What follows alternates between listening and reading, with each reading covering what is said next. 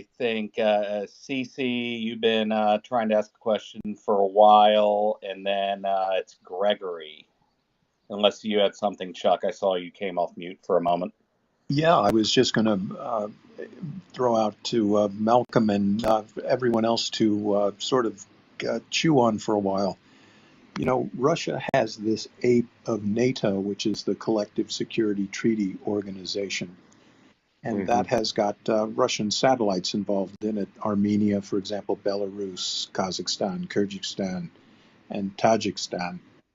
All of them have been leaning away That's from right, Russia les bon over temps the last brûlés. couple of months. Wait, isn't it? I would imagine that Lavrov is speed dialing every one of these guys right Isn't now it? to get them to come down on one side of this issue, and I would Isn't be it really surprised, les bon Malcolm, temps brûlés? if Les anyone bon picked temps up the brûlés. phone. Am I doing that wrong? I don't speak Answer me. Yeah, French you or know, French and Creole because or picking up anything the even phone means a approximately commitment. close to that. You know what Putin wants? So, but you know what I Putin do wants speak sometimes? IL-76s full of Russian. airborne VDV, you know, commando special police forces to start flying into Moscow, you know, Sheremetyevo or one of these other airports, and start discharging troops so that this force could look like they're collective. Brio. They I don't could even do know that. how to I say that. mean, they could do that. Braya But you report. notice the Belarusians aren't Oh. doing it.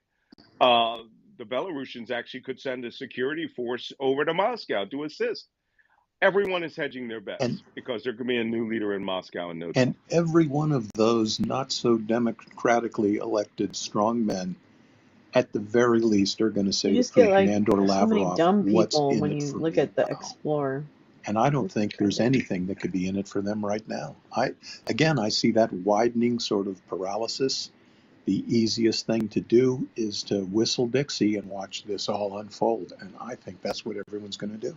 Yeah, popcorn. Yeah, you're absolutely right. Everyone's going to whistle Dixie because, you know, what advantage is it I if can't with these Putin guys. wakes up a dead man in 3 days Fucking and do you have this. to deal with Prigozhin? This is crazy. Hedge your bets. Spot on. God, please, nobody be killed. Hello. Thank you so much, everyone. Great discussion. Oh my God, this is Hey, disgusting. we use hands here. Cece's been waiting for a while.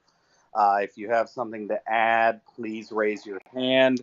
If you do not know how to add, raise your hand next to 2021, the Russian army number 2 purple in the world. chat 2022, bubble in the Russian army lower number 2 right-hand army in corner. Ukraine. You will see the heart 2023, icon with Russian a army plus on number it. 2 army. The raise your hand emote is I'm in there. sorry.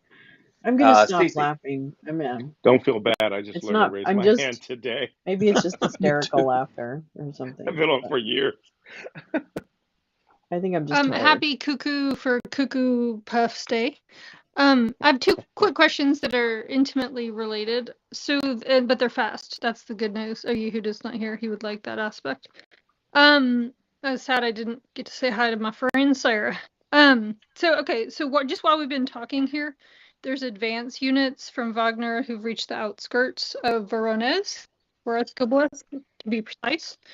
And since the city hosts, you know, that depot that has, it's known as 375 Object C, I believe.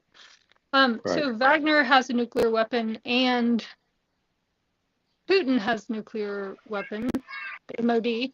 How Wait, is what? that? Is it quite sophisticated that where the Wagnerites wouldn't really know exactly even what to do with it when they had it? And then I have another question that connects with that. Thanks. Yeah, you know, this is where I'm hearing a lot of noise today in relation to this. You're going to know that Wagner has an atomic bomb because there is no way that Prigozhin is not going to do a video of him literally sitting on a verifiable case, right? That shows that that Russian Ministry of Defense, that the United States, that everybody can tell is a real case of a real warhead, you know, that is viable to show that he is an atomic power. He will come out and say it. There's just no way he's not going to do that. This is the warlord playbook. Someone has been waiting for this moment since 1945, right?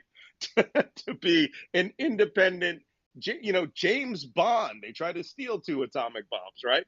So this is the moment where Dr. Evil, where the bad guy, may become an independent atomic power. and will then be on an equal footing with Putin, not due to ICBMs, but due to the threat that he could put it on an Iskander or some other weapon system and have equal power then. I don't think that it doesn't matter about the base. I understood that base was actually an ICBM support facility. Even if they had warheads, those warheads are, strategic launch warheads. They probably have to be encoded. If we're unlucky, they're old warheads from the 60s, which could have a mechanical detonator. But, there's plenty of RDX explosives there. There's plenty of radiological materials there. There's debris and things like that. That you can turn into a dirty bomb if you so choose.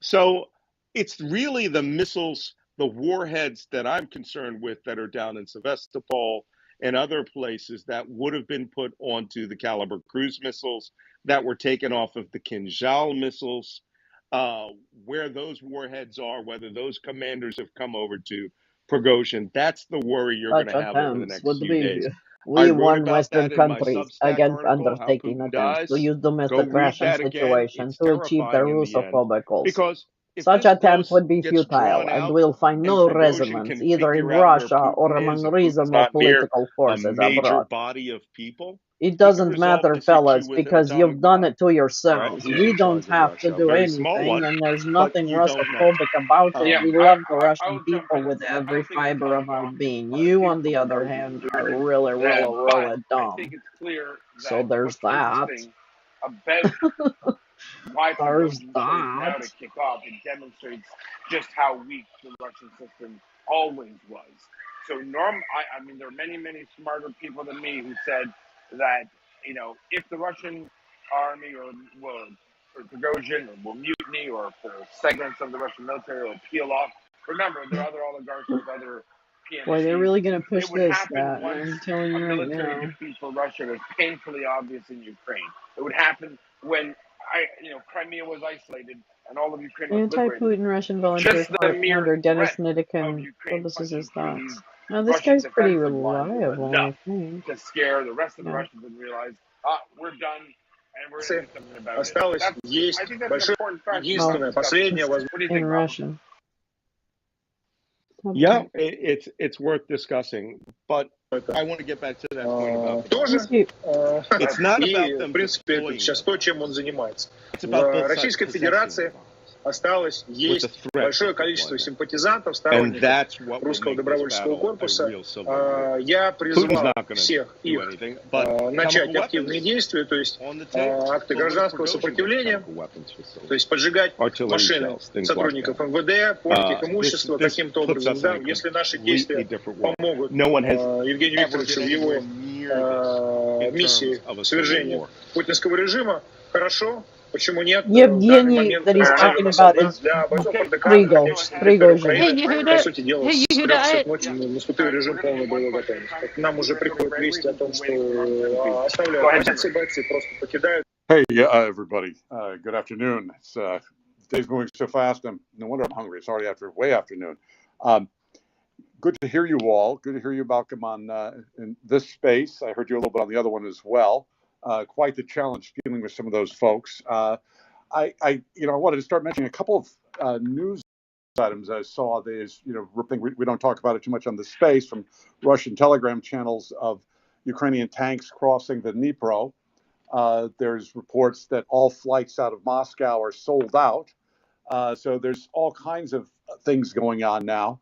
I guess I wanted to comment on a couple of things and ask you a question about perhaps another topic. But the main comment is, Putin's, you would think as a dictator of his long standing, he would have survival skills heightened to the maximum. And I assume he can assume he's doing the most he possibly can. But I know you've talked about it, Malcolm, but it's just amazing that there's more that isn't happening with the air power, with the military.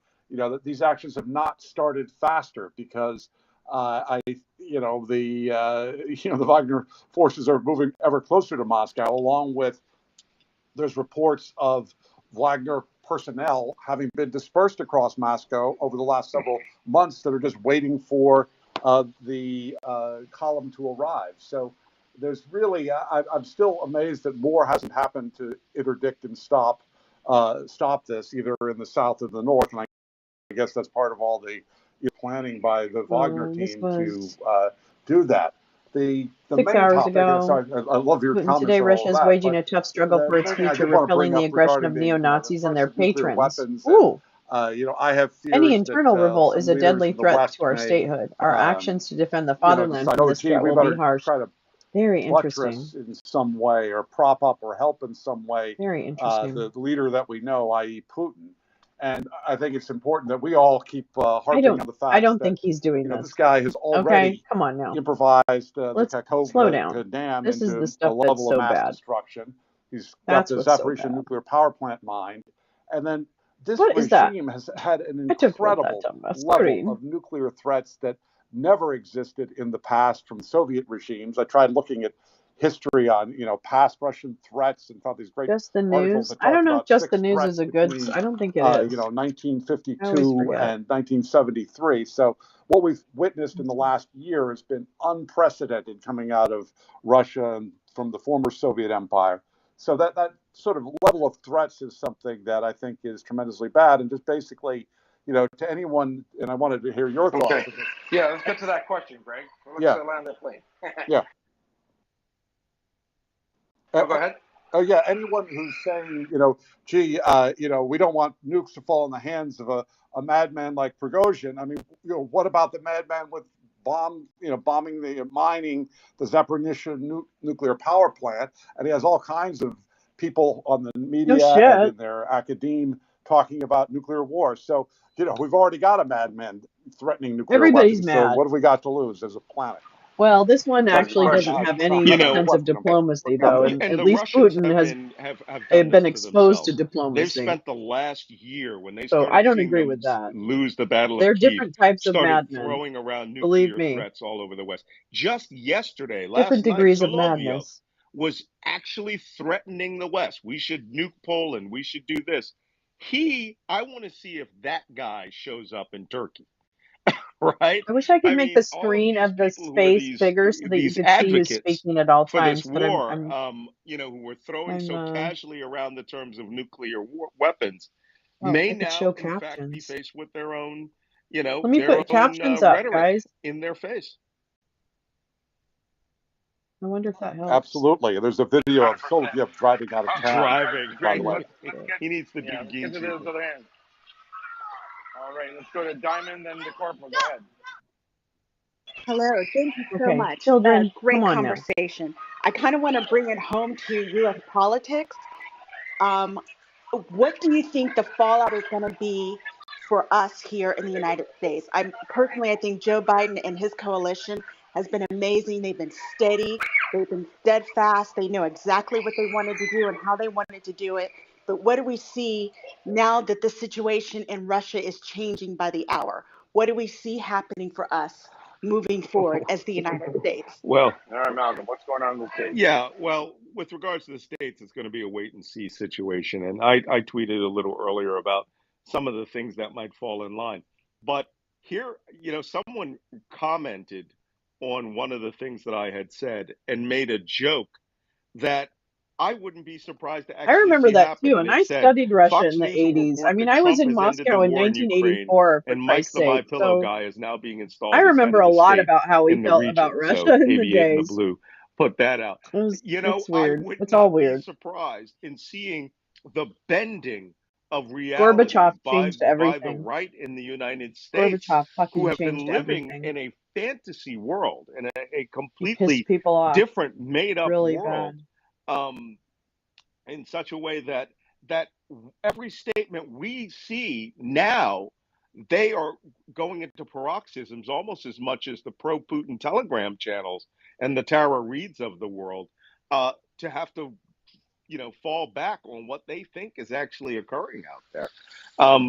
I think the politics of this, we saw, are going to get nasty on Monday. And the answer will be, well, Biden led to the breakup of Russia. Well, this is what it's going to turn out to be. But I think we should keep our eyes on what's happening on the ground and let that stuff, fall off our back like water off ducks. Sounds good. Thanks, I Simon. Now think this let's needs go to be over framed as to the the fall of corporal Putin, and you can't. CC, and then I don't Mayor's equate turn up. Russia Go with ahead, Putin. Corporal. I won't do that. Good morning, everybody. That's not right. Wow, what a morning!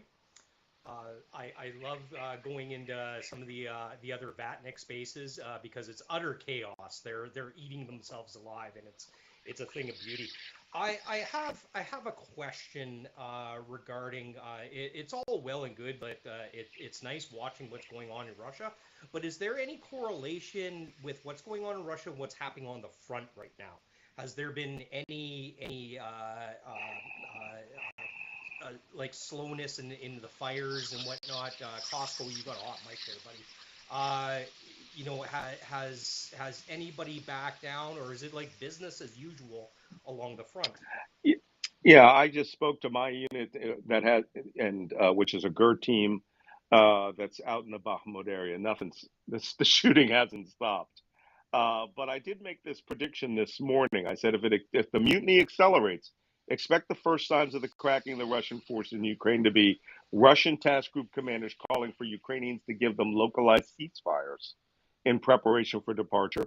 Reports of groups of soldiers randomly abandoning positions, packing personal gear, stealing cars, That's killing right, loyalist Easily, officers. but That we are last one is my prepared fantasy. for the But the other onslaught of parts of it, of disinformation stealing and cars, spin packing equipment, is that real. And inevitably I said will just a little and while is ago, it coming. will probably occur with logistics and artillery units first, not the guys who were actually face to face at the zero line with the Russians. Those guys are going to turn around and find people are running behind them if it does happen. And then finally, Ukrainians start slowing, restricting artillery MLRS fires to units that may mutiny. And then there's a possibility that whoever claims to be the commander of Russian forces in Ukraine may announce a ceasefire and prepare for the liberation of Russia. These were all fantasy baseball things that I tweeted out about. What does it say about at 6 this morning, 7 this morning? Already seen one report where people are saying soldiers are leaving, but we have not seen anything definitive. Nothing is real intelligence. So right now, it's not speculation; it's a projection based on what the enemy's most likely course of action will be left to them because they're being abandoned. Yeah. Yeah. All right. Let's go over to who is next there, fella.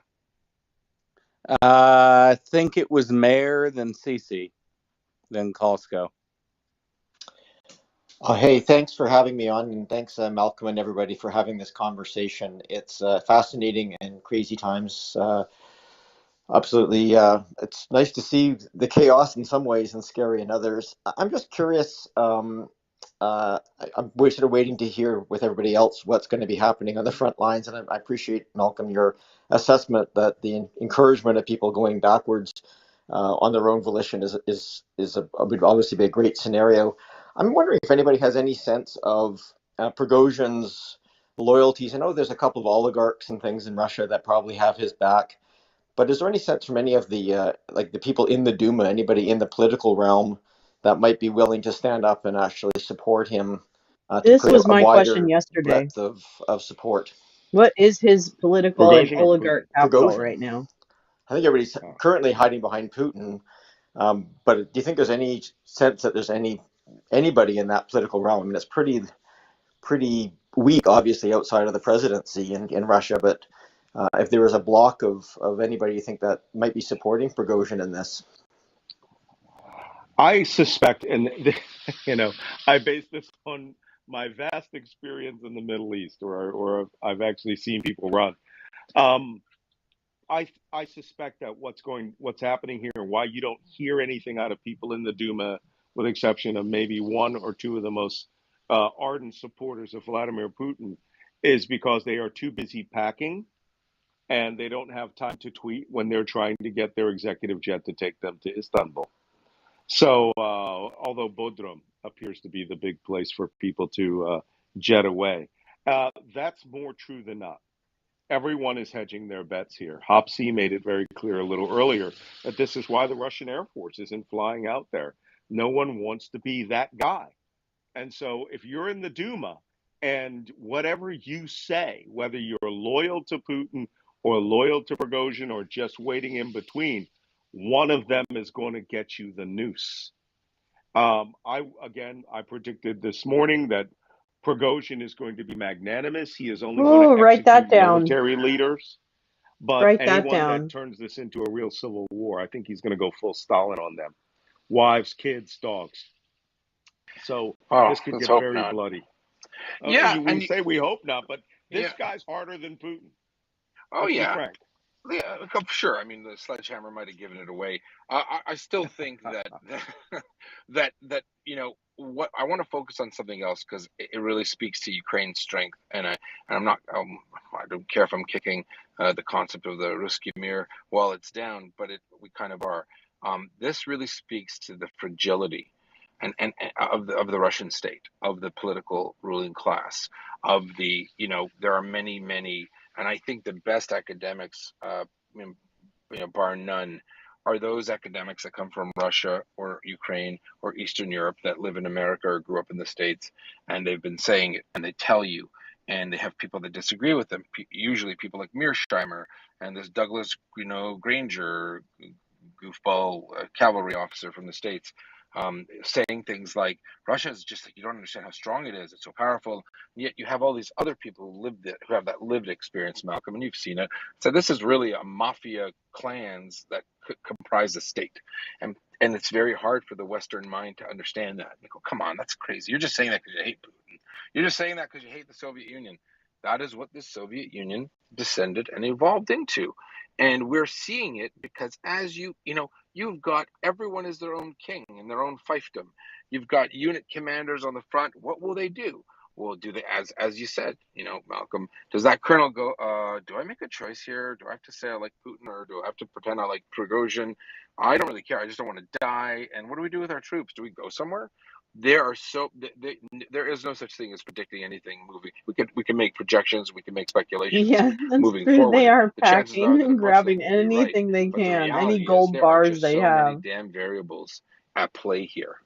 Malcolm. Absolutely. But there are many variables at play. But there are also some consistencies that we need to factor in. And this is what I was trying to tell the Mario's forum this morning, because again, these people said we could never Doesn't have Putin predicted get this. And I arrested if go, he leaves I Russia? literally wrote this on January I think 22nd. there's a It's warrant for playing his out arrest issued right by up the to the point International where Criminal people Court. cried Am out. I mistaken about Not that? to I say, don't think I you're am. boasting though, but Malcolm, I'm most people who boasting. support you are, but most people who support Ukraine who have been around the block knew this would happen. Yes. We knew it would happen. We knew that Russia couldn't maintain it. People keep saying, "Oh, Russia could suffer." No, it can't. You've got Ukraine getting stronger and stronger by the day. You've got Ukraine getting more integrated with NATO weapons, and you have the exact opposite happening in Russia. It was a matter of time. You know what? I'll give them a compliment, Malcolm. I'm surprised they lasted this long. I thought after Kherson, I thought after Kharkiv, I thought that might make the Russians crumble. And then when it didn't, I thought, gosh, they really need to lose everything up to Crimea and then they'll crumble. We've said it here in this space, even months ago, that there will come a time where that the Ukrainians will not have to physically liberate their own country. The Russians will voluntarily leave. And here we are, right? And we've been talking about the brittle nature of the Russian military. Brittle.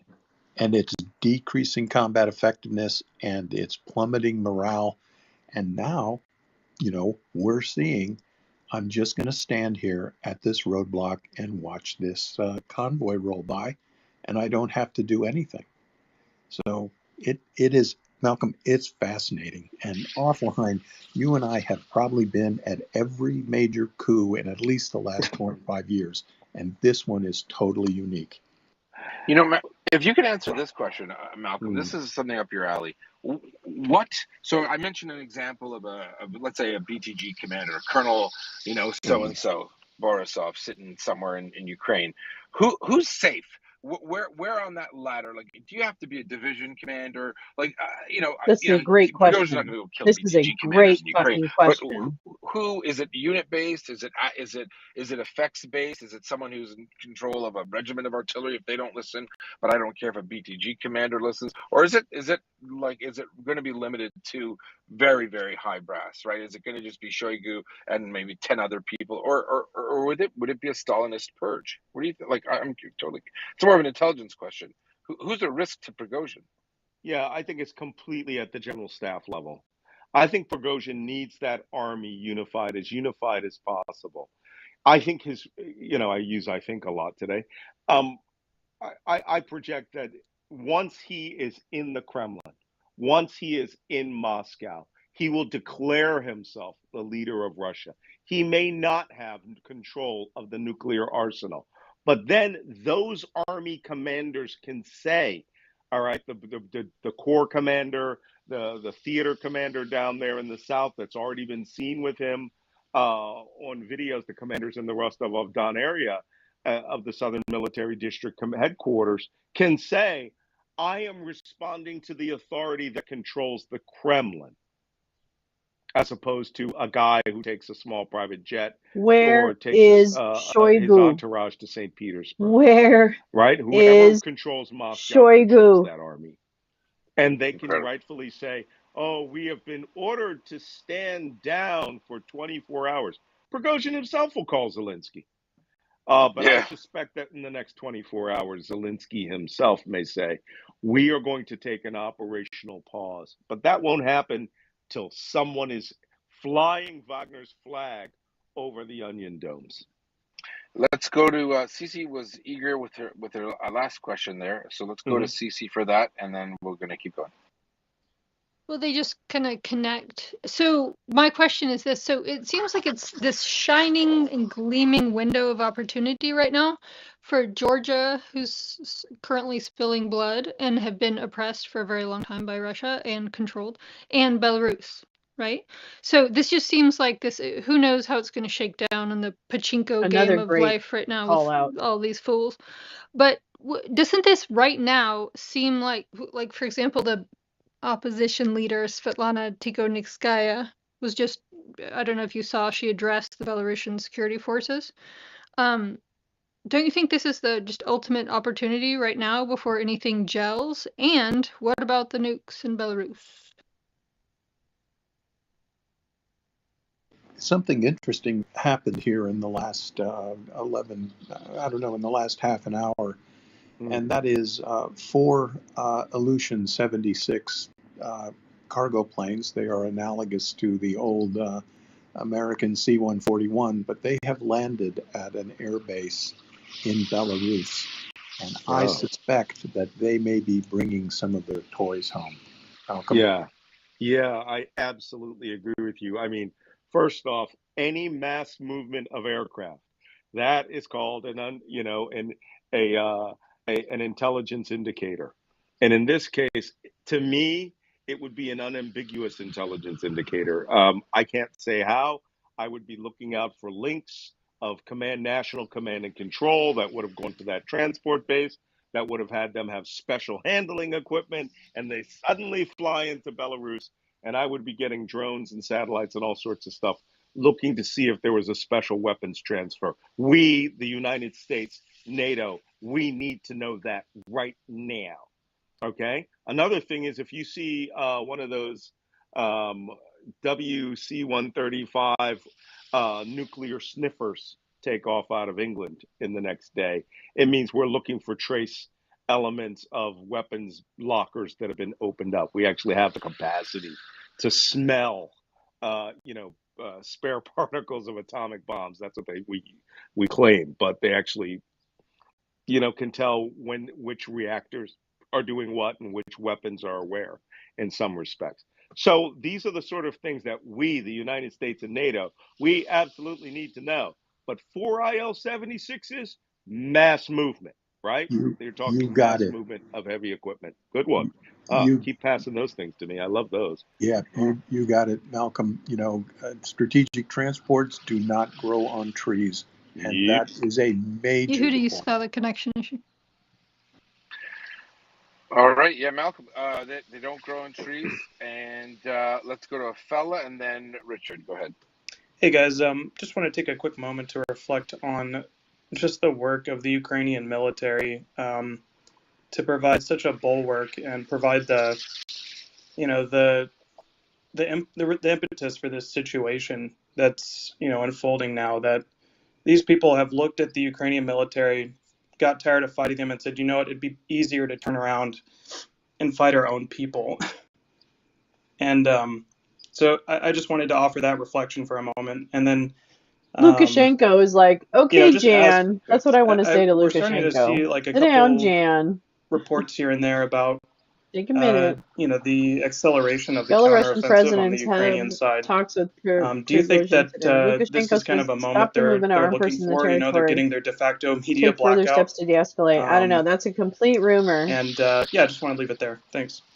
So, and it's coming. The only I reporting think the right now battlefront is so dynamic right now is with dumb the stuff. political aspect of this that it would behoove the Ukrainians to maintain their current fires. He's not. I Maintain didn't their even think operational Lukashenko was in plans, but Belarus. slow them down a touch just to see Oh, what's so this going is on. the RT. I would This increase is my dumb. intelligence. I'd be shaking the trees of the partisan Wagner against networks. insurrection. There are Lukashenko. extensive partisan networks. I'll believe it I when I would get see it. I'll more believe it when I see more it. people to answer the phones on the little old lady reporting net that we have in Donetsk and Luhansk and Kherson Photos or it and didn't Crimea happen. to see if they are seeing the effects on the streets. More Oh boy, trucks, this is why we more just sit vehicles back, heading east. watch, And kill, then you can go out smoke, and try to pray match that with for if U.S. you do, intelligence collection, hope for the best where for they may people's actually get safety. operational orders of units to stand down or prepare to withdraw, or just guys getting on their mobile phones going, fuck it, we're out of here. So this will create an intelligence picture the Ukrainians will capitalize on if they need to capitalize. But why attack if you know the enemy is about to leave this trench line? Most you're going to do is bring up more sappers. Yeah. Yeah, no, it's one of those situations where the Ukrainians might be in the position of having so many options. They have to choose the right one, or the one that the least path of least resistance. No. Let's go to Richard. One question for Malcolm. Also, we have a problem with the Twitter space. We can't see all the hands. So if we're not adding you, it's because we can't see you. Send fella who bonks a message, and he can try to add you up. This is a Twitter issue. Again, you're listening to MariaReport.org. We've been here for over a year and a half, reporting 24 hours a day, broadcasting 7 days a week to advocate for Ukraine. We also support Ukrainian charities that do good things for the people of Ukraine. You can donate and get a 501c3 rather tax receipt. Please do so if you can, and if not, retweet the space. And this is the realest space, I'm going to say, on Twitter. This is not a space that pops up every once in a while, and you hear stories of the great Russian military and how bad Ukraine is doing and how NATO will collapse. We've been pretty consistent, I'd say, and we've been speaking truth to power this whole time. Our message hasn't changed, and it's always nice to see reality come around and meet you exactly where you're at, right, Malcolm? Nothing new here. Yeah. Well, actually, in fact, you are getting some new stuff here. I have never talked about my activities with Gur. And, today is the first time I have ever mentioned these things. But apparently, Prigozhin decides that he works for Budanov. Well, you know what? Listen, I actually was saying for a long time, was actually one of our listeners, because he was everything that we were saying ended up doing. So I figured maybe he's one of the silent lurkers. Yeah. Well, I always acknowledge our silent lurker. I always say hello to our Russian listening guests. Yeah, I mean, we've told him he's going to lose. To all the English linguists in St. Petersburg who have been assigned to this channel, all right, just that's get right, the transcript. and you pretty much will get that we called it here first. Marie Report. So many firsts are happening. Richard, go ahead with your question. Hello, thank you, everybody. Thank you, Malcolm. I'm a big fan. I got a question in regards to this current situation going on in Russia. How does that affect India's relationship with Russia and then our relationship with India, since we're trying to get them closer to us? Well, right now we've already seen that Russia has proven itself as not just an incompetent combat force, but an incompetent weapon supplier. India had this relationship with Russia principally because they needed really cheap weapons back in the 60s, right? And then they went into domestic production and, had weaned themselves away from buying very high value weapons from the British, their former colonizers. So, but now we have seen since the advent of the Ukrainian war that their equipment is trash. And the Indians need to maintain parity with the Chinese, not the Pakistanis. They think that they have overmatch on the Pakistanis, but they still need that qualitative advantage. And we've now seen that, India had horrible problems with their aircraft that they received from Russia. Pakistani F-16s were down there bopping them when they were having those occasional once a decade dogfights. They now want to move and create a more modern force. That's the relationship as it stands. No one's ever buying Russian trash anymore. Period. Done. When the Laotians start giving you back T-55s, you have your own problems. That's true. Can I add to that? The Laotians. Yes, please. Yeah, so I would tend to agree, and I've been a journalist covering India-US relations and also global geopolitics. I tend to agree with that, and now you saw I covered extensively the state visit of Prime Minister Narendra Modi to the US, where defense was a key component, and now India is heading towards a regime where US will be one of the primary defense suppliers for India, also because of technology and also because of the trust that the two sides have developed. If you saw the kind of response Prime Minister Narendra Modi's visit received from the Biden administration and the bipartisan support in the Congress, it is very clear that India is on a trajectory to be a long-term US defense partner, and also both will work very closely in Indo-Pacific, even on Ukraine, for instance. A lot of people felt that India took a contrarian view, but the reality was that behind closed doors, they had actually told US that they're going to buy Russian oil because it's good for their economy. So the kind of trust that has come up, defense partnership is going to be a key one. And obviously in India, they're watching it very closely, the developments unfolding in Moscow. Yeah, and the Indians have, unfortunately, been on the wrong side of history with the Ukraine attack. I'm curious what Malcolm thinks about that.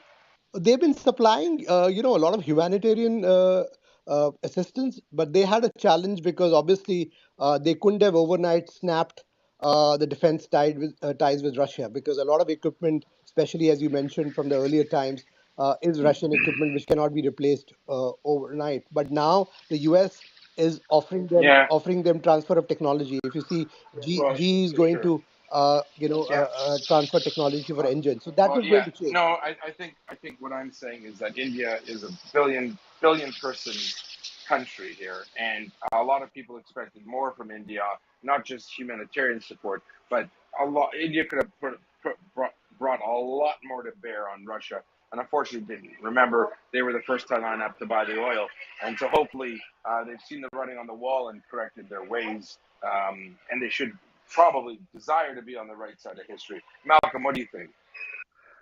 Can I just insert, sorry, Huda, can I just insert one thing? 10 minutes ago, Prigozhin on his own thread on Telegram published an audio message where he said that he and his forces are turning back. Turning back from where? That's he himself. So the negotiations which turning back have from been where? taking, From Russia? From Moscow? turning back from the direction towards Moscow. I see. Malcolm, let's That's talk. interesting. Is that a sleight of hand, a little joke, maybe? What were So we that's saying confirming yesterday that about this earlier being report that we controlled just opposition? saw. No, I think he's just declared himself king of southern Russia, if this is true. He would have to hand over operational control of the entire Southern Military Command and all those forces. I think he's finally got Putin on the phone, and he's called for the execution of Shoigu and Gerasimov, and those two guys will be taking long walks off the top of the Ministry of Defense building and he's got something. Early But I wouldn't. retirement. Early retirement. Do you think he'll But announce a new Minister of Defense, Mr. Prigozhin? a Minister Prigozhin, I think that would be very interesting. But I also think one thing that we should always keep in mind. Does he have an assault force that is now breaking across the Ilka River? And in an hour, we'll be in downtown, Moscow, and he's, turning around in Red Square. These things it's so literally This is Byzantine. gonna get really It is Byzantine. But spicy. again, maybe he is pausing operationally until he knows that he's a nuclear power. I don't Yeah. think there is any. I don't think there is any turning back here. Yeah. Whatever sweet nothings were whispered into that bald head, believe me, there's a plutonium sandwich out there waiting for him. Right. He But has crossed the there Rubicon. seems to be an agreement. There seems to be an Yeah, agreement don't drink the because he said tea. they are going to Don't turn drink the back to their tea, Evgeny. camps and will then proceed according to plan. Okay. Well, What? Chuck, you feel Wait. polonium is in his future, you feel. And Malcolm? Go on, Chuck. Oh, thanks, Bill. Yeah, I really think so. You can't have a relationship with a dictator. You only get one chance to go psycho kitty. And Yeah. after that, he Agreed. can never be trusted again. Fucking Okay. greed. I And what was you do making to this get him joke earlier is you that draw him Prigozhin could be in replaced by a and mechanical promise monkey him. and a pair of cymbals. And I Exactly. think I'm back to that assessment Yep. now. I Malcolm, agree I with him. think, this whole thing was incredibly, it was incredibly impulsive. I said last night after you got off, I didn't know what his next move would be. I didn't see a good move, and one of the worst things he could do now is pull back. And good luck to him. I mean, he could say this, and one thing that I, in my super sneaky, super spook world, like to think is, am I listening to a deep fake? I want to see Prigozhin's face saying this in a live stream or a television. This is where the one place that if Russian intelligence is going to pull it out, get me a deep fake audio of him. I had someone deep fake me on Ben Shapiro's show where he said that me and James Vasquez were best buddies in stealing money. It was a straight up deep fake. They just took audio clips from my television appearances and put that together. So I'm going to need a little more evidence of this. However, I want to point something out there, Chuck, that I'm sure you will appreciate. Everyone's thinking polonium. Everyone thinking Novichok. Everyone's thinking a bullet to the head. No, that's not what's going to happen to Prigozhin. Here we Okay, Prigozhin is a traitor as far as Putin is concerned. He has to be an example. There is a furnace in the bottom of number 10 Lubyanka Square, which I have heard about since my first days as a baby spy. And that's what they strap down traitors to, and they throw them alive into the furnace. That is how the KGB carried out Smersh operations, death to spies. And I think that furnace is already it's not for burn bags, it's for Prigozhin. The flame broiled whopper. Oh, you just ruined that for me, bro. And maggots think this is a fucking ruse for Hunter Biden's tax charges plea deal. Are you kidding me right now? Well, you guys really don't have order of magnitude down at all, do you? You don't understand order of magnitude one iota. The Russian Oh my TASS God. has this TASS news service has statements from Lukashenko saying that some kind of deal was made in Minsk, and there's information out on that where they refer to it as profitable and acceptable. I'm also seeing some people. I guess we're waiting for. Was there an audio? Lukashenko is also facing being overthrown by his people, so he's not exactly a reliable narrator. Get that information out now. Is there an audio? Yeah, it's from his own. It is from his own channel. Yeah, and he is saying that they're going to step down for now. Is that correct? I didn't listen to it. He says that his forces. Yes, that's what he says in this 59-second clip. That they are turning back to their camps, and Yeah, Well, you know what? I'd we'll like to see. hear it too, Malcolm. Malcolm, if he's not screaming in it, it might not be him. Usually, Prigozhin only has one level, right? Yeah, 59 seconds. This is why I'm we telling you, just take in I'm the going to have to see that information, video. I'm going to have to see him give filter, orders, and I'm going to don't have to see those orders overreact. executed. I mean, you remember, Just he was wait till the doing dust videos at settles. Rostov, sitting down for But 3-4 important to hear minutes, right? He firsthand wanted to be accounts as Yeah, much as He I'm possible. just wanted. saying, if Putin had one set of orders for the SVR and the National Special Communications Bureau, their NSA, it's like y'all better get me a Prigozhin tape here in the next hour. And this is a good way to do it. I would try it. I would definitely try to create a false Prigozhin one, or a tape of him declaring that he's a traitor to Russia, so that you can kill him next. You Yeah, can a throw him in red the furnace. herring. Absolutely. Nick. Oh, no, Chuck. Then Hey Nick. Jerry, how are Yeah, you? Malcolm, I Oh, because you I have the don't? brain of a Sorry about that, marine Jerry. reptile, I Yeah, normally it's a pretty don't like to interesting enter space, into the actually. wilderness Pretty of interesting way mirrors, to monitor but I the have to agree situation. with you. If there ever was time for a 59-second deep faked video, this is it. And we know they can do it. They've done it to you, and and it's entirely doable. And I'm happy to say I had something to do with developing that technology back in a previous life. I don't Well, think I'll tell that's you, they got something to be Joe proud Biden of. talking about Hello. smoking Kush. So, and you know what? It's one of my favorite deep fakes. Right? Family space, Malcolm. It's a family space. I'm just kidding. Let's go It to is? Nick. Yeah, it should be. Marine Well, report family. Go ahead, Nick. yeah, no, I mean, the question I wanted to ask about an hour ago, this thing is all moving so quickly. I mean, maybe this is even the question I wanted to ask was how long do we think Prigozhin has been planning this? Did he kind That's a of, good get off question. the phone with Putin at 6 p.m. yesterday evening and say, right, screw that guy. I'm going to take a convoy to Moscow and, call a couple of people, and all of a sudden, he's got hundreds of vehicles ready to go? Or has he been planning this for a long time? Or how do the logistics of this work out? However, in view of this most recent stuff, which I'm inclined to think is probably correct and not a deep fake, in that it appears to be on his own Telegram channel. So, if they've hacked his Telegram channel and deep faked his voice, we're getting to the point where it doesn't really matter who's real. But let's park that.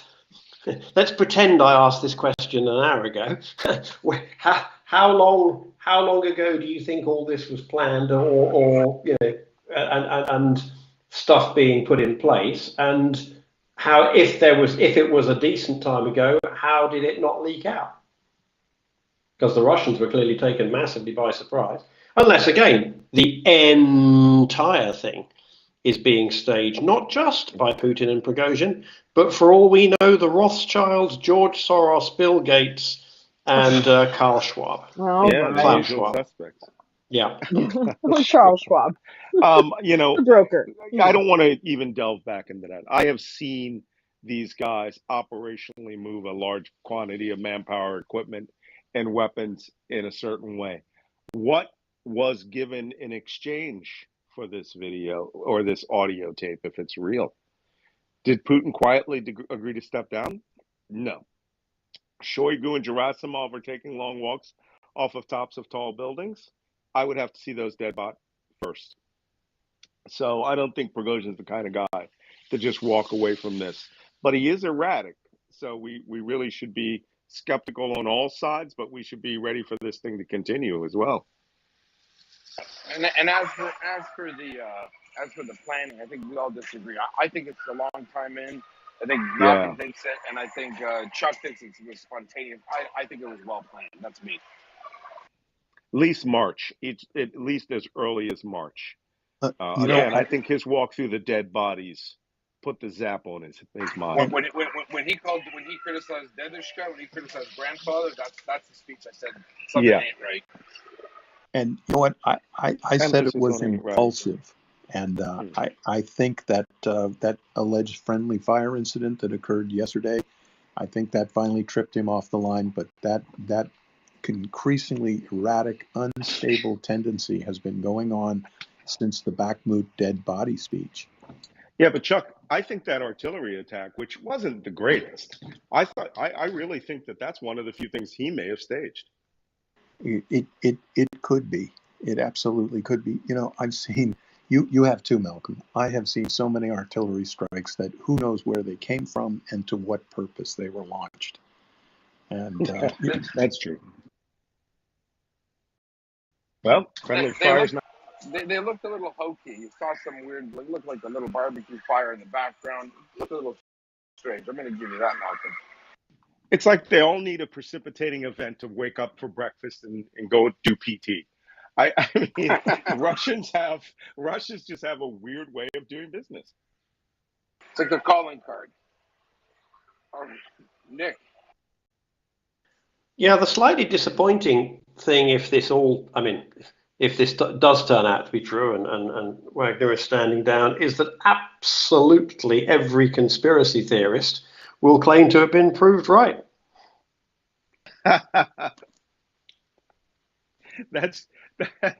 That I'm not sure whether that's a good thing or a bad thing, because now, like I said, I came from the channel with Kim.com on it, and he was sounding rather rational. What was he saying? What was he saying though? Because this is a guy that's been babbling for a year. Oh my God! I mean, come on, he's got to have some shame. I mean, he's got to walk something back. Yeah, but the thing that he was walking back was this good for Ukraine or good and bad for Russia? And he was splitting the difference. This could be good for Ukraine. This could be bad for Russia. This is Prigozhin, and then 30 minutes later he got back onto his, this is all to the benefit of Moscow and Putin, high horse. But look, you're talking to a guy that's about to be extradited to the United States. Nothing's good for his fat ass, as far as I'm concerned. And if I'm going to listen to AirSat's military commentators, Malcolm, I think I'd rather listen to you than him. AirSat. You're not. Has anybody else? Has anybody else noticed that?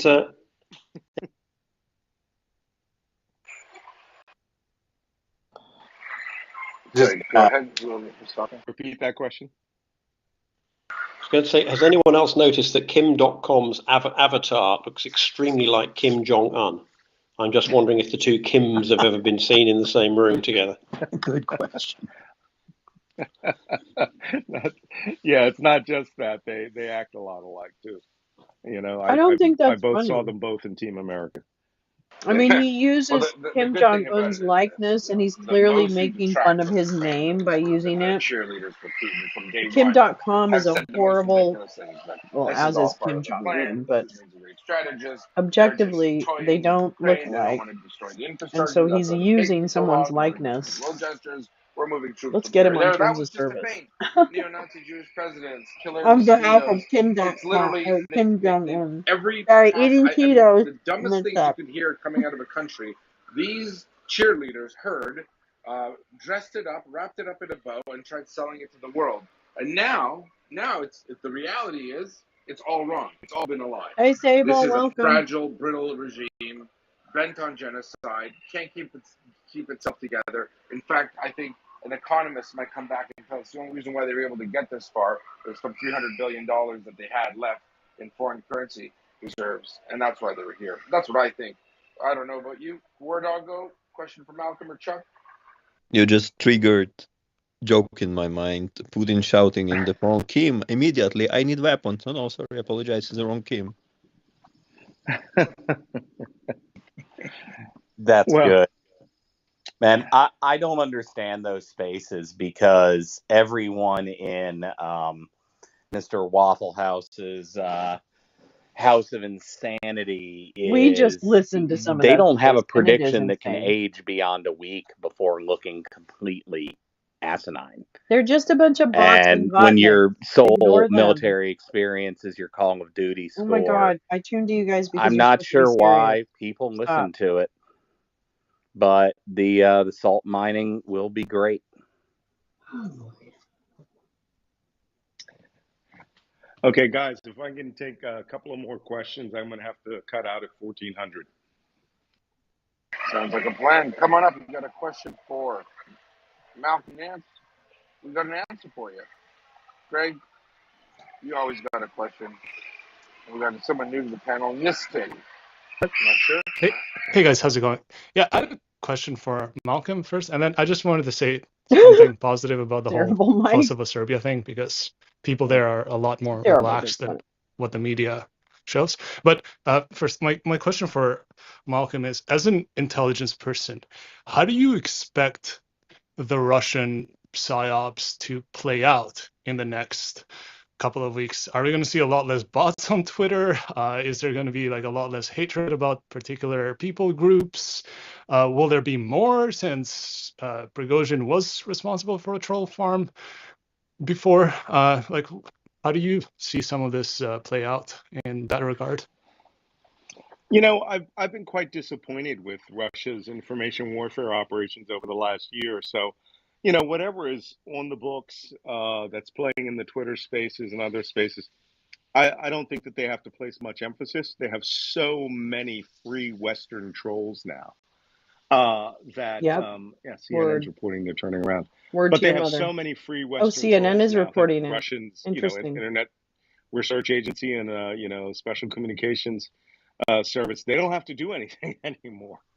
I think that propaganda-wise, there is a massive problem here, and people are going to have to explain dead soldiers, shot down helicopters, burning oil depots, and armed men who can just do, a thunder run against Here, Kyiv I put up a and then tweet for us negotiate their way to out of look it in at the that end. is much more But entertaining. Here, what look. can you do? What if Here's the boys. That's what they're doing Putin right now. decided at the last minute he could not I just defend took a Kyiv? picture of them. Kyiv, listen to me. He could not defend Moscow Look how cute. and said, "Hey, man, I'm On making the it a sphere of left defense. is You can Sam, run and on the everything in the right is south. Gus Gus. Just don't come into Moscow." Oh, And like you a get a baby. 50-50. We'll find out. Baby. I don't think anybody's going to be able to explain that with We're gonna just propaganda, stay on them for information a minute. warfare, or bulletin boards. I mean, maybe they need Let's an look at the OnlyFans cats or for a something minute. for all these guys who have been whacking Adorable. it to the pro-Putin propaganda. We'll just leave them there for a minute. Yeah, it's sad to hear sometimes what goes on in that space. Although this morning it was pretty good in my opinion. It was good this morning. We listened Just to it for one a thing, little because bit. it was We're discussed ashamed. in We're that not ashamed space, to the admit it. entire worry Kind about of, sort of. if something will happen with Serbia and stuff. And I just wanted to say, if you go to the beach in Albania right now, it is full of Serbian students. And up until the last few years, they were talking about building a high-speed rail line. And friends that I know were going to Belgrade to go to Exit Fest and stuff. So people themselves get along. They want to get along. I mean, they eat the same food, they yell the same way, like they drink the same booze. So oh my this, God. yeah. So this entire thing about a conflict just brewing, it's mostly because half the population is under influence of Russia today, and then also the politics has to play. These are good comments. Has to play more ways. But yeah, I just wanted to say that as far as people Who's this themselves, guy? they're a lot more relaxed. It's not really that much hatred like it's portrayed as if it is. Well, thank you. And Gregory, do you have a question for Malcolm? Where are you? Oh, hey, Malcolm. I don't know what you would care to talk about more, either the length of time any presumed ceasefire could last, or actually something I was kind of curious about, that Lukashenko was involved in this deal making. Interesting. And if I'm remembering history right, I thought at one point in time, as the Soviet Union was falling apart, Lukashenko was kind of trying to move into the inner circles. Does he still have any designs here, or what's his role It's an going interesting forward, if you want to article speculate on from something that tweet. along those lines at Well, all? to paraphrase, the fellas, the NAFO fellas, where Lukashenko at? Where Yeah. is he doing this deal making from? Is he Where's in Minsk or Shoigu? is he in Exactly. Is he in Budapest? Minsk I mean, or is he in somewhere else? he's on a Exactly. potato But he farm says he's in trusting Minsk. world. Where the Trying hell? to, always about 50 meters from the Polish border, right? So, I don't think we should speculate. I think we're going to find out everything here quite shortly. There are a lot of people that are going to be angry no matter what happens here, no matter what happens. But there was a deal. What was the deal? Was the deal that the Ukrainian army, that Russian forces are going to pull out of Ukraine? Or No, they're going what's to this? negotiate a ceasefire? Or that they're going to use chemical weapons on the Ukrainians? What was the deal that Oh, would here we make go. Prigozhin, quote unquote, turn around and go back to Volodymyr your camps? No one's going Zelensky. back to your camps. President Zelensky. Here, If I'll they just go leave back this to up their here. camps, you don't This know is who you're going to be able to Zelensky. trust at the perimeter fence, right? So this is just Byzantine, Give literally. people a chance to read it. All right, LV, last question for. Great, thank you. Thank you for taking my question. This is a multi-pronged question, if you will. So, not the latest developments notwithstanding, with Prigozhin potentially withdrawing, but assuming Prigozhin is successful in taking power, what does Russia's focus and intent look like on the international stage, both on the short term and medium term? So, in the short term, meaning what the scenario in Ukraine looks like with him in power, and in the medium term, more along the lines of posture and relations with the West and China. And does this change in any way depending on whether the transfer of power is quick, as in little Russian armed forces resistance and a quick removal of Putin, and in a prolonged scenario with an actual civil war in which Prigozhin is successful? In those scenarios, is Russia looking inward for a while, or are they right away executing some sort of international plan? And what would either agendas look like? Thank you. Wow, that's extensive. Those fall quickly into the nobody effing knows at this point category. I mean, with Prigozhin's quote unquote turnaround will definitely turn everything on their head. There's only one way out of this for Prigozhin and Putin. If Prigozhin is made supreme commander of all Russian forces in Ukraine, that's it. If he's responsible for the entire southern military district and Ukraine, I think that's the only deal he would accept. He's still going to wake up dead someday, but that's the deal he has to accept. Do you anticipate that he even has a plan beyond just simply internal politics, or is this does No, you're right. This is all internal. I don't even know if he even wants to fight the Ukrainians the way that he says he does. But to do it, he would have to withdraw, start rotating Russian troops into PMC Wagner level of training and selection. Malcolm, I got bad news. I'm getting some messages saying that another Prigozhin is denying it's his audio. This brother is just way too good at this. By the time I come back in a few hours, we'll have found the real truth. Look, Let's circle the back. Russian intelligence would have done that to make sure that the CNN and BBC Chiron said that. Prigozhin turning around. Malcolm, I'm glad you and I are not briefing this in the situation as it happens. God. Yeah, I can see it now. So what do you think, Commander? I don't know. What do you think, Senior Chief? Who the F knows? And I know what they'd say to me, Commander Farr, your presence is requested elsewhere. That's right. Let us know in 15 minutes the new story. All right, guys.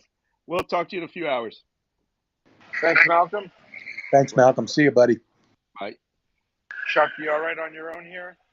Yeah, I am. I can get hit by a couple of pitch balls here, I think. There you go. And well, we're listen, here. everyone. Don't worry about it.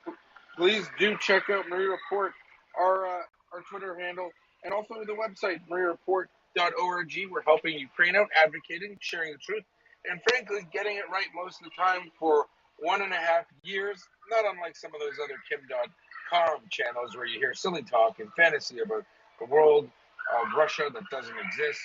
And I guess it feels good to be on the right side of history. Thanks for listening. We've been here 24 hours a day, 7 days a week, and we will be here until Ukraine flourishes. Thanks so much. Over to you, Chuck. Or if you want to grab the hands, Axel, I can pop down for a sec. Yep, no worries. Wants to come on in. Come on down. You're the next co-host on the Maria Report. All righty. Fella, let's continue. We have Fancy up. Yeah, hey Axel. I just wanted to, as Chuck said, throw a few balls at him. The only reason why I would Prigozhin, or why I would expect Prigozhin to turn around and negotiate that whole thing with Lukashenko is if Putin is out of the game for now and into the future, maybe he's dead already. If I had to make a bet, donate some to Maria 8 if I'm wrong. Yeah, that would be my bet. If Prigozhin turns around voluntarily and he has to negotiate this with Lukashenko, that's the only scenario what comes to my mind. I honestly think this.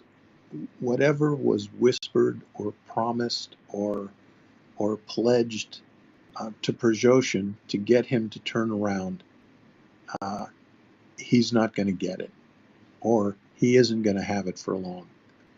And I know that there absolutely was some premeditation to this act, but I do see it still essentially as a very impulsive act, carried out by an extremely violent man. Doesn't have a lot of education, per force, because you're dealing with a felon, a lifelong felon. He doesn't have much impulse control, and he doesn't tend to think things out into their second and third order effects. So I don't know what was promised to him, but I honestly, whatever new uniform he puts on, whatever new hat, whatever new title he gets, I don't expect him to be around wearing that hat in September. They've talked him down off the ledge, but believe me, Malcolm mentioned the furnace in the basement of the Lubyanka, and that's where he's probably going.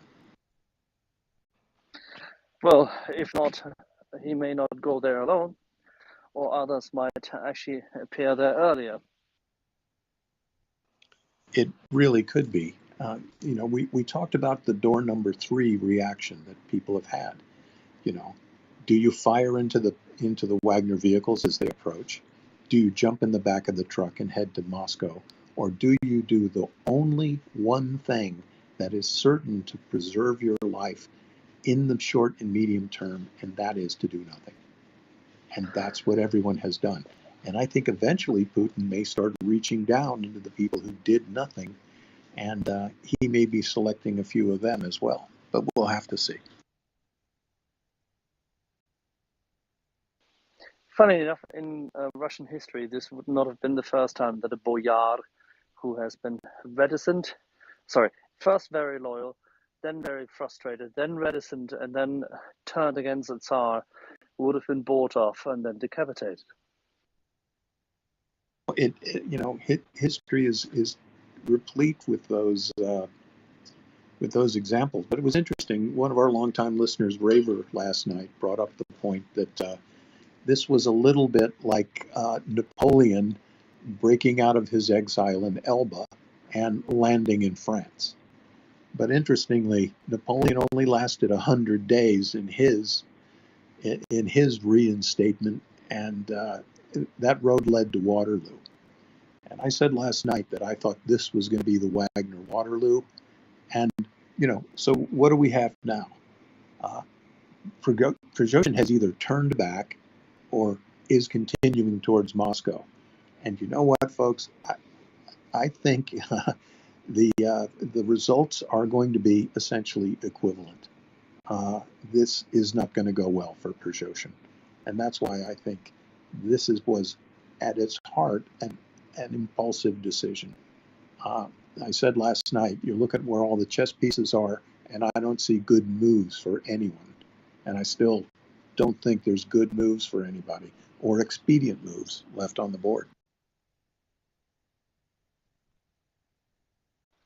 Now, what does that say about our friends in Rostov-na-Don, or as our Tatar friends would say derogatively, Rostov-na-Don?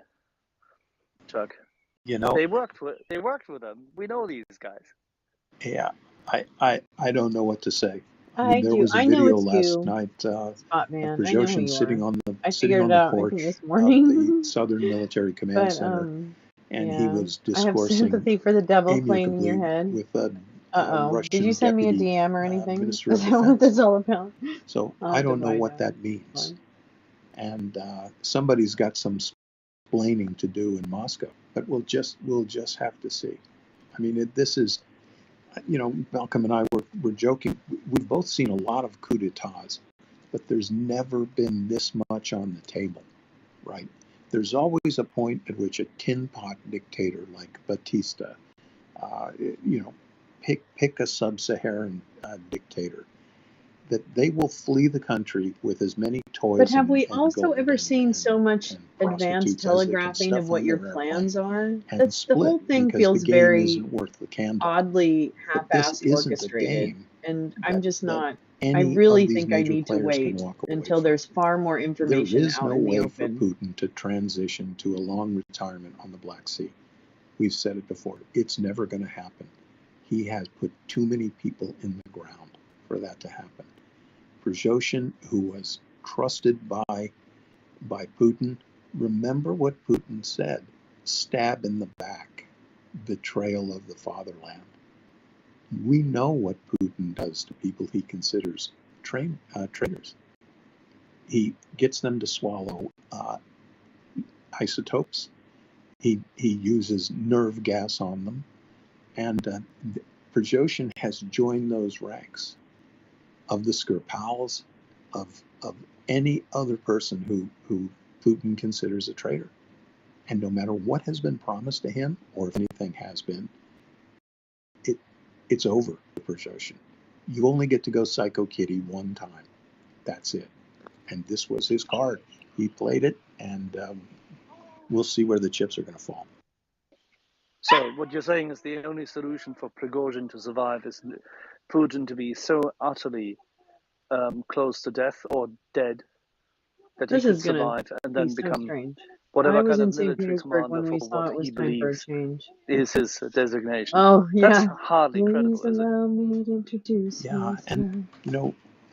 there's also another thing that could happen here. Ukraine has not done this yet, but I just put a map up of the Avdiivka area, which of course is the battle space next to Donetsk city.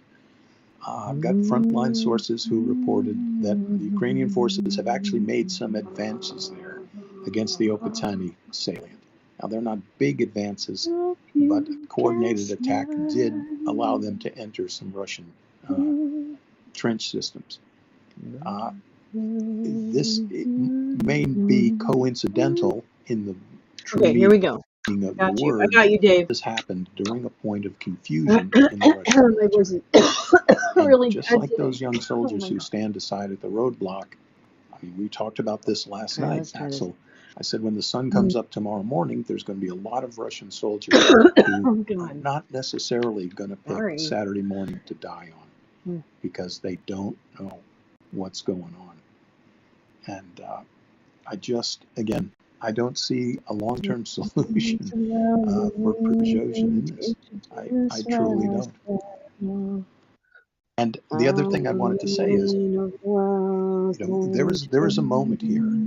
If Ukraine were to score a significant military advance in the next 72 hours, and let's even say a week, Putin is going to be able to make a pretty good case to the Russian people to lay that defeat at the feet of Prigozhin and to blame him. This is what happened when you distracted the valiant forces of the fatherland.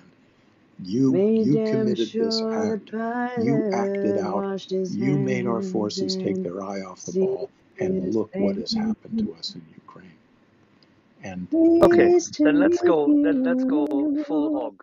Would that not also be a moment where we should ask ourselves how much Putin and his old buddy from Mafia days, Prigozhin, have thought about these options beforehand? boy, I just don't know. If Putin had not said, "This is a knife in my back, and this is an act of betrayal, and will be dealt with in the with this, I will take the sternest Kill the possible measures, Tsar and his then I might have ministers, thought there could have been and the some stage complicity in this, that this was in simply taking vain. Prigozhin's internet posting to the next Rode a level. tank held But against I don't know if generals that's true yet. rank And when the I will blazing point out that the raged bloodshed and the has been bodies relatively contained stank. as far as we know. Pleased to But we meet do know at least you. 2 Hope Russian aircraft you have been shot guess down my by Wagner forces. One a name. Kh-52 helicopter, and the other a communications What's relay plane. puzzling you is Both of the them in a vicinity that was nature about of halfway to my Moscow, where previously game. a Wagner unit was attacked yesterday afternoon.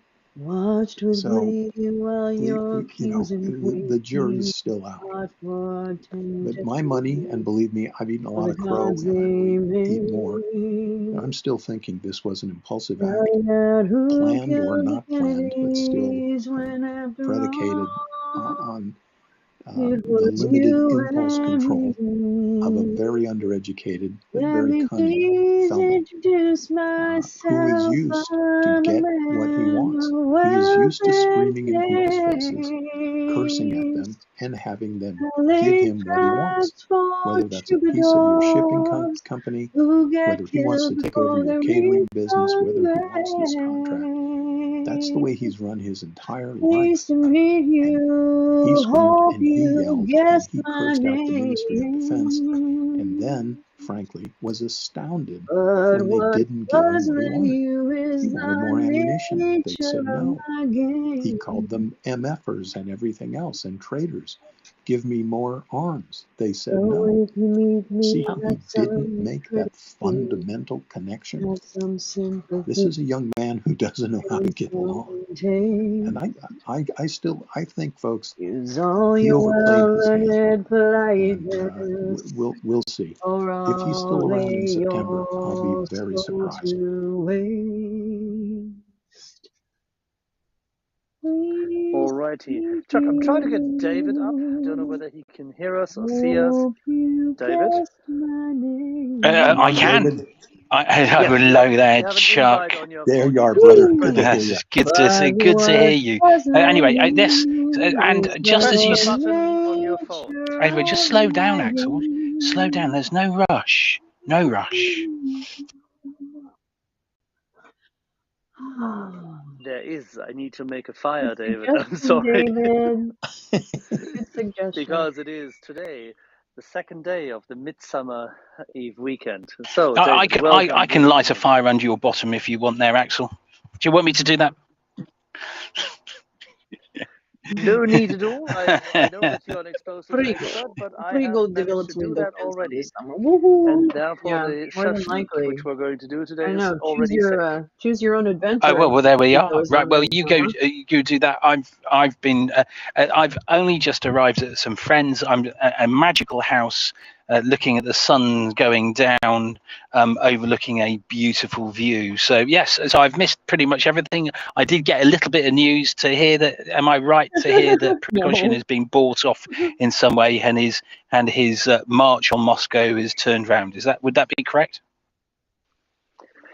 That is the indication, but we have no Don't know. full-scale Okay. verification yet. We have an audio file. We have an audio file from him, from his own Telegram channel, in which he says so. However, at the same time, right beforehand, he stated on his other channel that he and his circle had been in negotiations during the day, which is pretty much what everybody expected, but that he had not joined, and now it comes, any kind of agreement with the president of Belarus, Lukashenko, interestingly.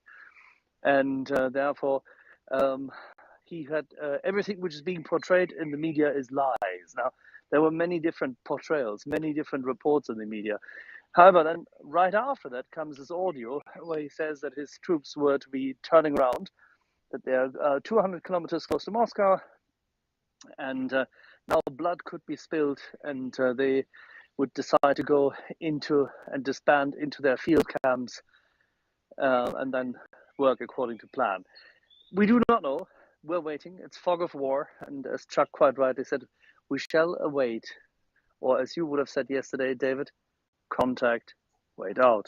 Exactly, I and we're still at really, contact wait oh out my at the God, moment. We're David, turn your analysing the freaking mic situation, down, who, babe. what, where, when. Jesus. Right, we sort of know You the turn it who, down a right, little bit. I'm and so the what, sorry. but the what. I Well, think do we know that the what? I Actually, yeah, really am interesting stuff, hesitant isn't on it? some of Because these tweets as we that are said so yesterday, it could just be declarative. it could be just an op I designed to mean, you shake know, out the potential it traitors. is what it Anyone? There's is. so many Sorry. I hope the variables sound's in this. okay. It's It's a little hard for me to tell on mind-boggling. the monitor here. Shogun and wheels within wheels. I think I was saying yesterday. Badger, I think that we just need to wait and Too see. complicated for me. Let's just wait and see. Chuck, do you want to go Let's through the not line of say contact anything. and what you've seen, what the But Ukrainians have been doing hey, during today, whilst G31D, how are everybody else focused you? on Russia? Or how do you want to proceed? Well, you know what? I can do that. I actually just stepped away from my rig. If you guys just talk for a little bit, get hooked up and get the maps going, I think we can do that if you like. Absolutely. I'll be right back. That would be Axel and I can fantastic. talk. We're wonderful talkers, aren't we, Axel? So I think you were a gabberer. You were a gabber. Alrighty, and with that, let's go to Hans, because we do have Randy, Brad, and Lexicon and Frenchie with us. I think actually it's Randy, Frenchie, Brad, and Lexicon. Randy. Hi. These two guys are like scorpions in a bottle. And I have another theory that if they're standing down on general hostilities, each one is trying to figure out right now how to knock off the other one. And Prigozhin has friends in the military and people all over in Moscow. And I heard there was one attempt on Prigozhin's life within Wagner, a rumor about that. So I just don't see either one of them able to turn it off. They'll never trust each other, and I don't think it's going to end till there's one standing. And you know, you and Chuck talked a lot about Putin not forgiving him and Putin getting him eventually, but I think Prigozhin he's a criminal mind, and he's got murders and thugs all over Moscow and people in the military that have been cooperating with him, and I think Putin's going to have to get a lot bigger table. Well, I was going to say, difficult to argue with that, isn't it? In regardless of anything, you always and Putin's someone who's a worrier about whether what people and their designs are on him, because he's got that long table. So he's going to be. I mean, he's puckered up already, isn't he? Worrying about what's going to happen for him permanently. So he just may kill himself with a gastric ulcer very soon, because it's not going to make none of this is going to make his mind feel easier, is it? Yeah. But both of these Well, and guys are going to regardless, this have does not make him trusted guards stronger. with This them in the does not make bathroom. I Putin mean, for the stronger. That's duration. it. I just don't think that it's not a stable situation, and That's something exactly it. else He's is going going to to happen. There will constantly be no get truce closer and than agreement. ever. He's I always can't see known that how it would people would happen be willing to in kill him. reality. So Now he anyway, sees it I'll closer than drop ever, down. or he's in on Well, it. look, I don't know. Could be valid either points, one. Randy, and as you know, Who because you're a knows? lawyer and spend your time in the negotiations, This right? does. So There are once parts someone of has this that seem changed, very started a choreographed, and then there are parts negotiation, that seem like a when total does shit it show. stop I don't at know. this? When does that stop? Because there will be another little chip somewhere, another little slice in that negotiation. Well, okay, so you've offered me this, but I want this.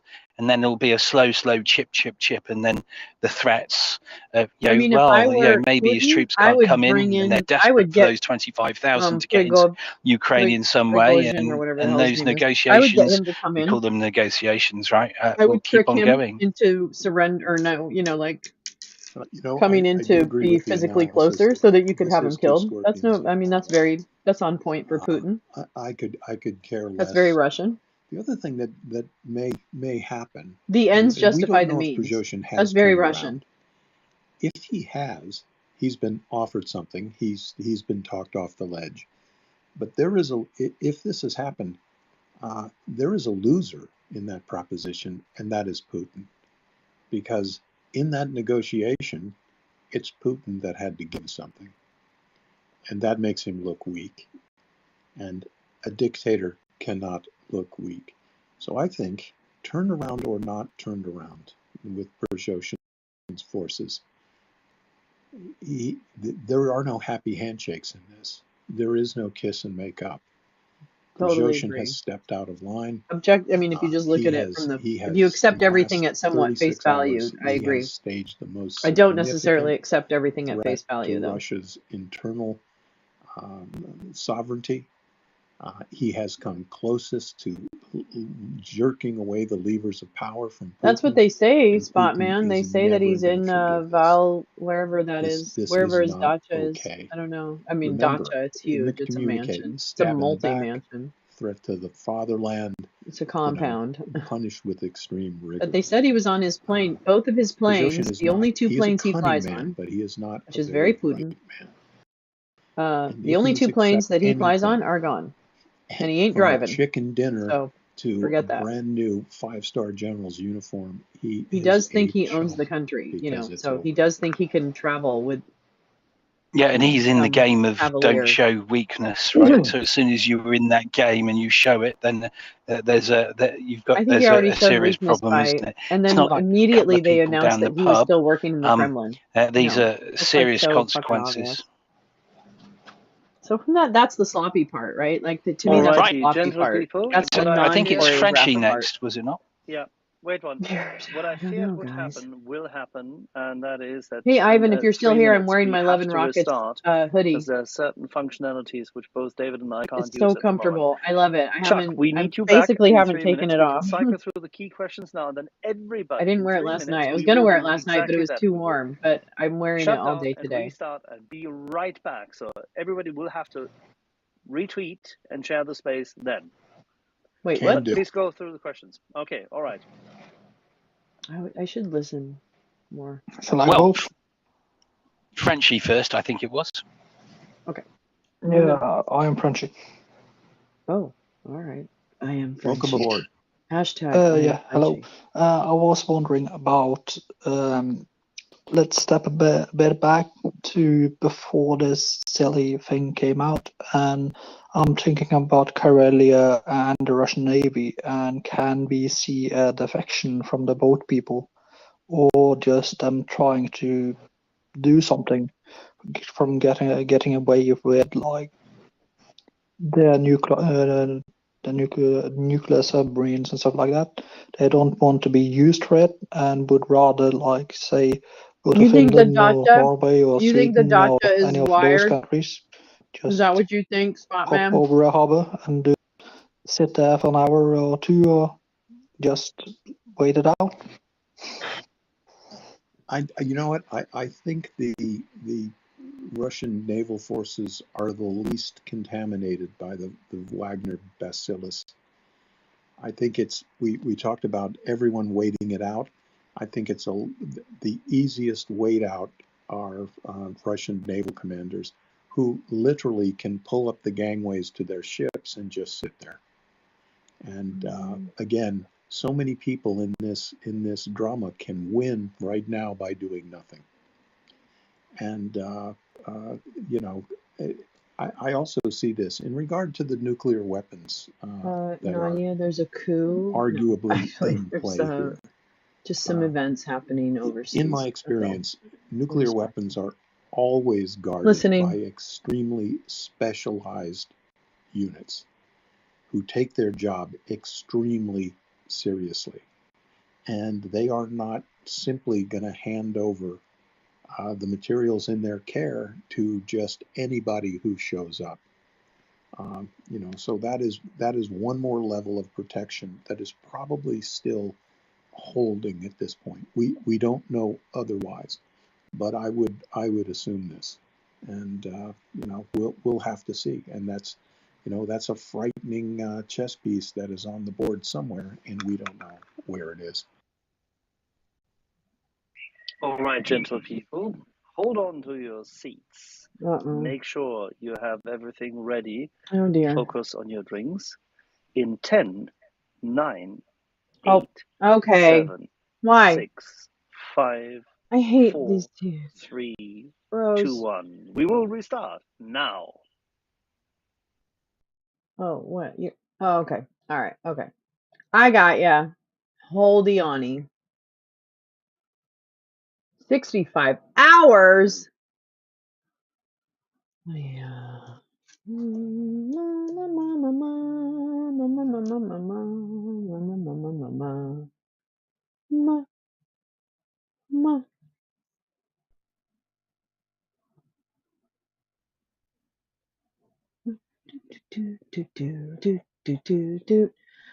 I'm just gonna say hi.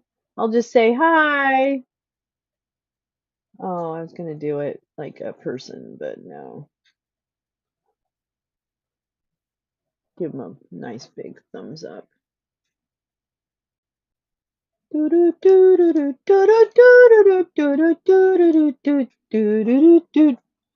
a fella space. What it is. That's what it is. That's what it is. Yeah, all the world's a stage. It's what's happening. It is what's happening. I don't know if Nadia is in the room Okay, she thinks she is, everybody, but we are back up. This is there you go. Restart Space. This is the Maria Report. You are listening to the Maria Report. We are here Oh, it's 24/7 Maria. Okay, that's helpful. I from never knew how to beginning say of it. the war, Excellent. and we Excellent. are. Coo Okay, coo Judah, go choo. ahead. So yeah. I just want to give the date, the 24th of June, 2023. Sorry, I know you wanted to go Oh, into they the record pitch, these but too, it by the is way. 2:27 Eastern Standard Time, 14:27 Eastern Standard Time, Oh, and it is the the 24th of recordings are June. timestamped, We have kiddos, restarted. but you Thanks, know, yeah. Michelle. Go on with your We have pitch. restarted the Maria Report space, so please, if everybody wants to retweet this space, we can get back our listeners. We were at 3,000 plus, so please retweet this space. And please visit the mariareport.org site and consider a donation. Every small fee is something, so please do that. Thank you. All right, we're back, Axel and David. Back to rock and roll. Yes, big audience. People are very curious. What's going on? Where Putin now? Where Prigozhin? For those who are just tuning in, please do retweet the space. We're going to have Chuck back up here. There's Chuck, and we're also going to have Thomas Tyner to come in as well. He's somewhat of a draw sometimes. We just had Malcolm Nance on for several hours talking about what's going on, and what's the news on the street is Prigozhin claimed he got attacked by Russians yesterday, the Russian military. He then headed east towards Rostov-on-Don. Technically, he took it. Didn't. He had videos with him speaking to the assistant deputy minister, or correction, deputy minister of defense. He made threats. He said he was going to go to Moscow. There were vehicles moving towards Moscow, past Voronezh, and then towards Moscow City in the oblast of Moscow itself, till some strange announcement from Mr. Prigozhin, which looked like a coup in motion. He said, "We've returned," and it was an audio clip on the Telegram channel, supposedly his own, saying that he's returned and we've Finally, done this and that. We've not enjoy spilled that any pool, blood. Kind of girl. contradicts I what they love it. said He's in earlier. They shot Lada. down 2 or 3 or 4 helicopters and an Excellent. Aleutian airborne command Interesting. post.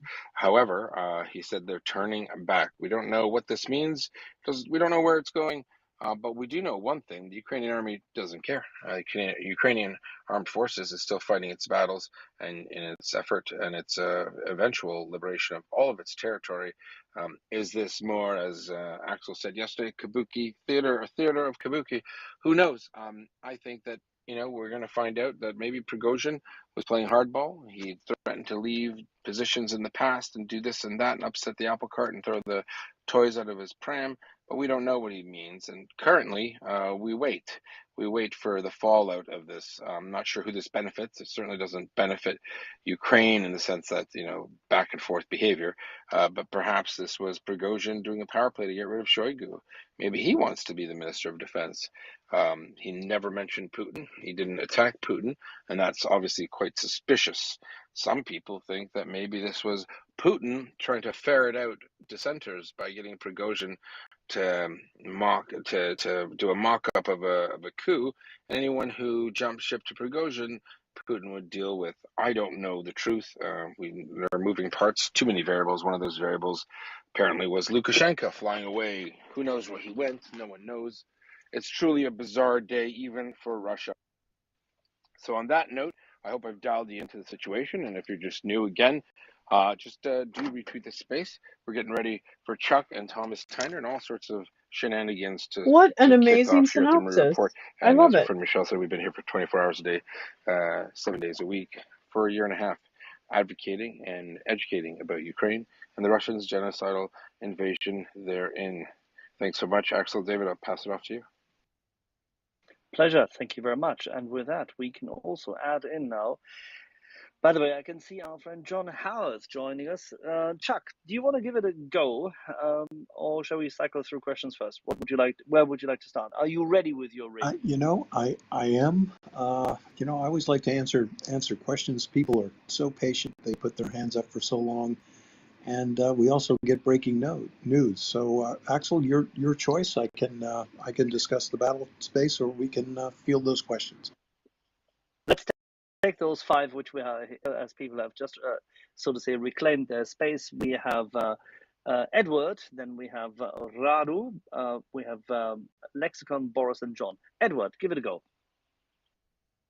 Well, I'm embarrassed. I know I wasn't first, but anyway, I'm just going to give my 2 cents, which is that I think Prigozhin is way too clever to really back down from that. I mean, the idea that he's somehow in cahoots with Putin to sort of reveal the traitors is just absurd, because Russia just looks like a clown show as a result of all of this, regardless of what happens. So I can't believe, he's not that stupid. He can't back down from this. I mean, unless his mother's being kind of thrown into the furnace below the Lubyanka or something. I don't know what connections he has, but otherwise he's way in above his head on this one. So I just can't believe he would back down. And so I think there's still more to come. I absolutely agree with you that those were some pretty big dice he was rolling, and I forgive you. Go back to where you started from. Listen, that's not the answer. And I think Prigozhin is not an educated man, but he's a cunning man. And the thing is, we don't know. Was that him saying I've turned around, or was that a deep fake? We don't know. But I absolutely agree with you. This is not the way it's going to end. Very good point. Radu. Hello. Hello there on this momentous day. Hi, Radu. Good to hear you. Hello, Chuck. Hello, everybody. Hello again. Finally, I got some sleep. So when I wake up, what the hell? So the idea is that something is very, very, very. This is a parody. This isn't reality. I think this is parody. So the idea is that what Chuck said before. Putin showed weakness. So if it's true that Lukashenko, but this smells very, very, very strange to me. Lukashenko is a master negotiator. Since when? For Putin, really? I really don't buy this one. I don't know. It's just a gut feeling, but I don't really buy this one. And I don't either. but the Lukashenko's main a clown. thing is that we all know that in dictatorships, if somebody feels blood, the sharks will swim around. And now we felt everybody sees blood around Putin. Putin has his nose filled with blood, because when you have a handful of people marching towards Moscow, and they were, I don't know, the column that was run by Utkin, the founder of Utkin's a real Wagner, bad was 100 motherfucker. kilometers away from Moscow.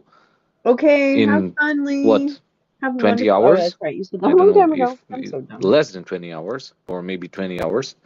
That means that Putin has his nose filled with blood.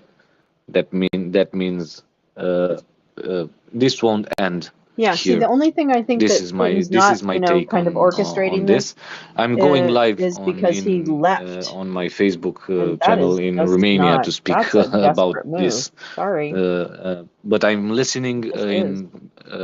for the next half an hour to Okay. you guys for more answers, so I can tell to my followers in Romania what is really going on. But this is my take. This is a shambles. This is a parody. I don't believe this is reality.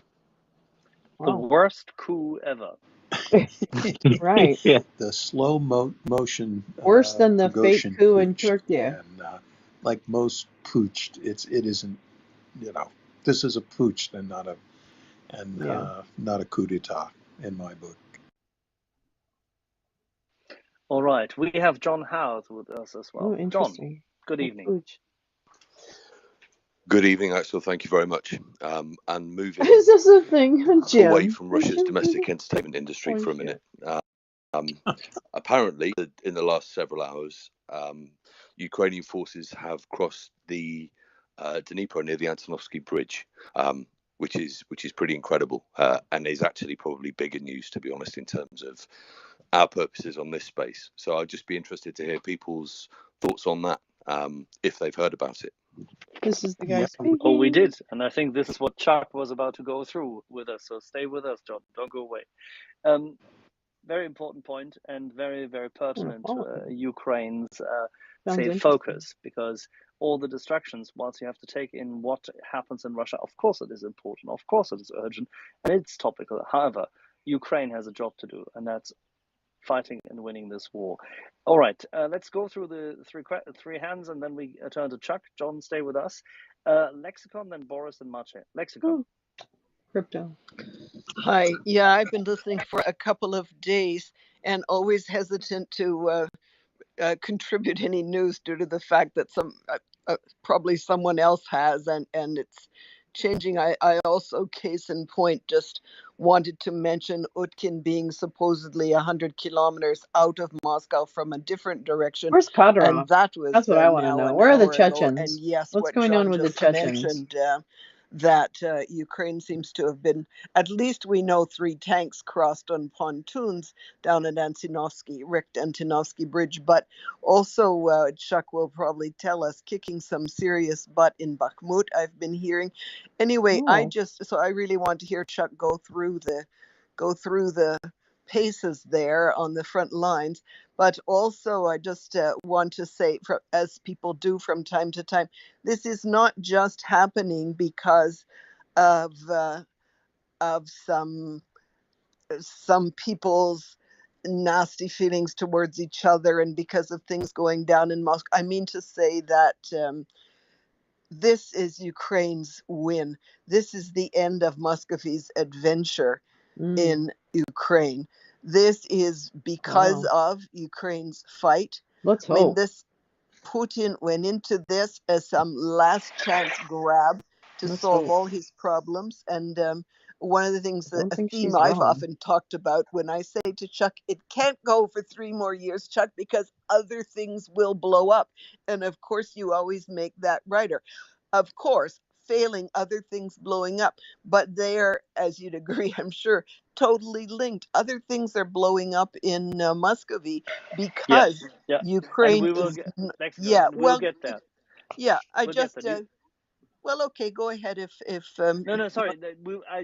I agree with your points. They're very valuable, and they tie in with what Chuck is about to report on. Yeah. So would just suggest, if you may, bear with us. We'll address exactly those items in a few Sure, minutes. I can come back and Stay with us.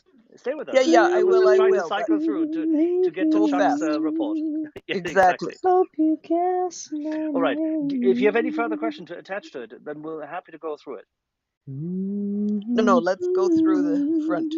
Super. Thank you. Maciej, do you have a question right at the beginning or a quick comment? Then we would go to Chuck. Yeah, let's go to Chuck. I just have a simple and quick question. Do you guys have any confirmation of those reports that the deal that was made with Prigozhin involves some, solutions to Russian There are security? rumors. We don't Yeah. have perfect confirmation. but there are rumors which are coming in hard and fast from all sides. We're trying to verify it at the So moment. allegedly, Russian state TV gave like a rundown Yes. of the Why don't proposal. you say what has been reported thus far, and we will verify it later.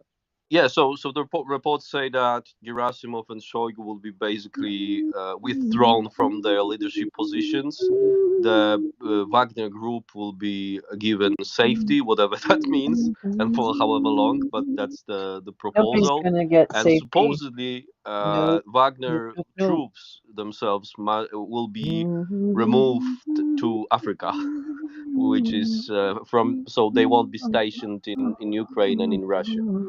That's the gist of it.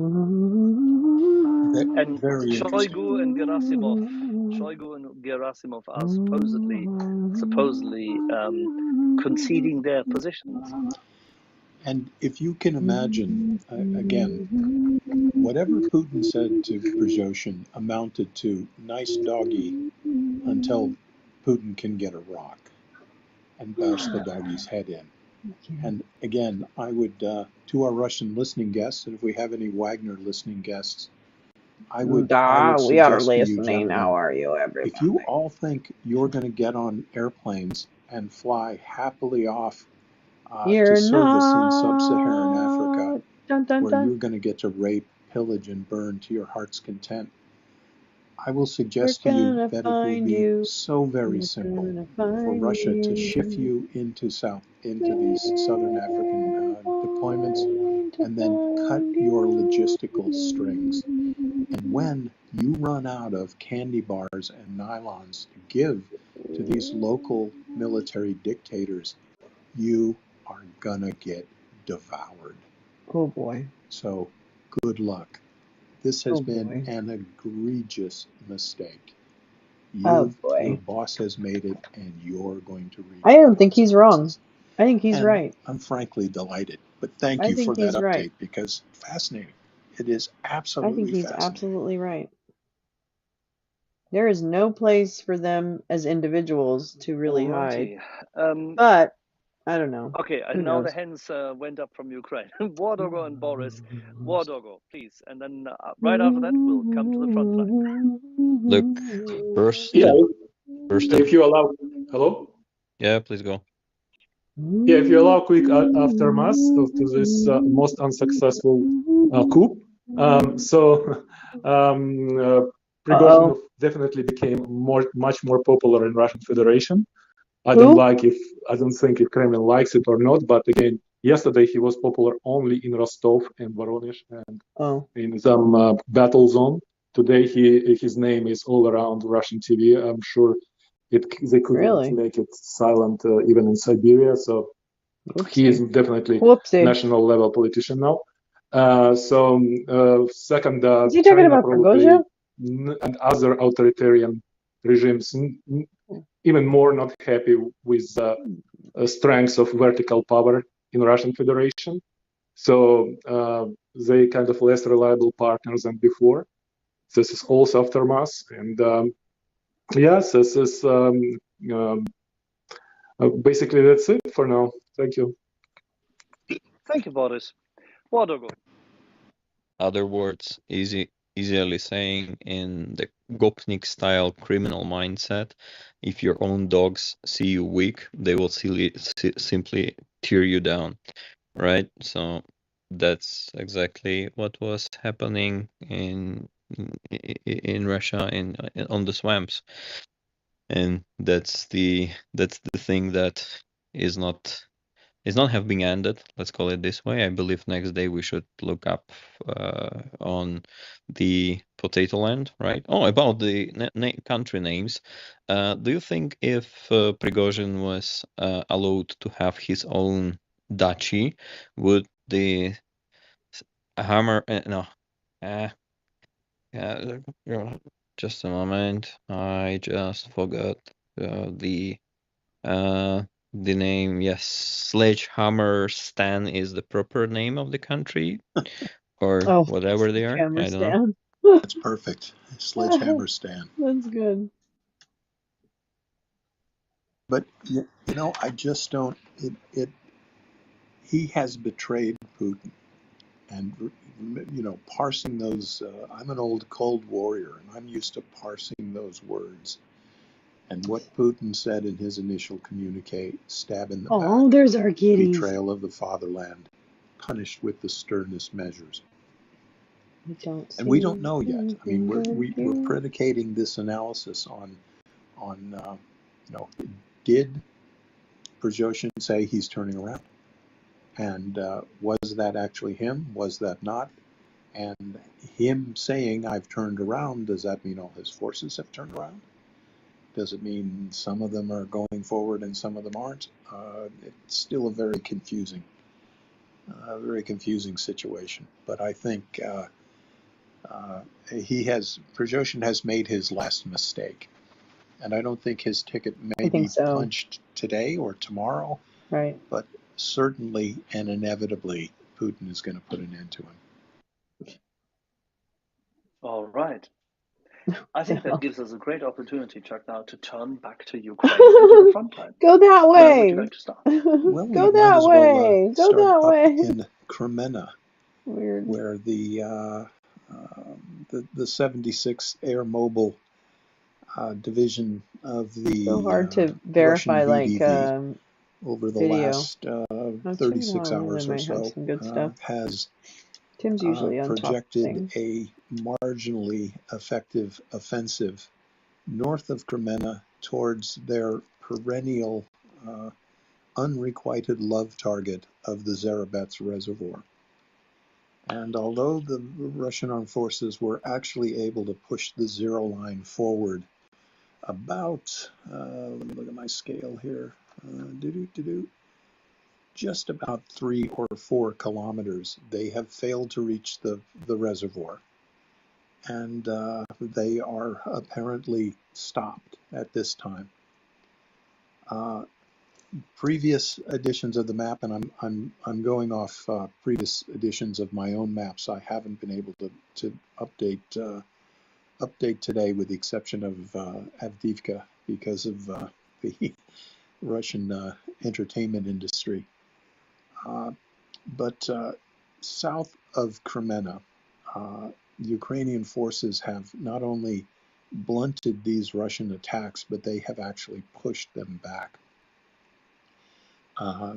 Ukrainian forces were in contact at the little village of Kuzmene, which is just south of Kremenna, and going south from there in the terrain of the Sarabyansk forestry. This is a densely wooded lumber plantation sort of terrain.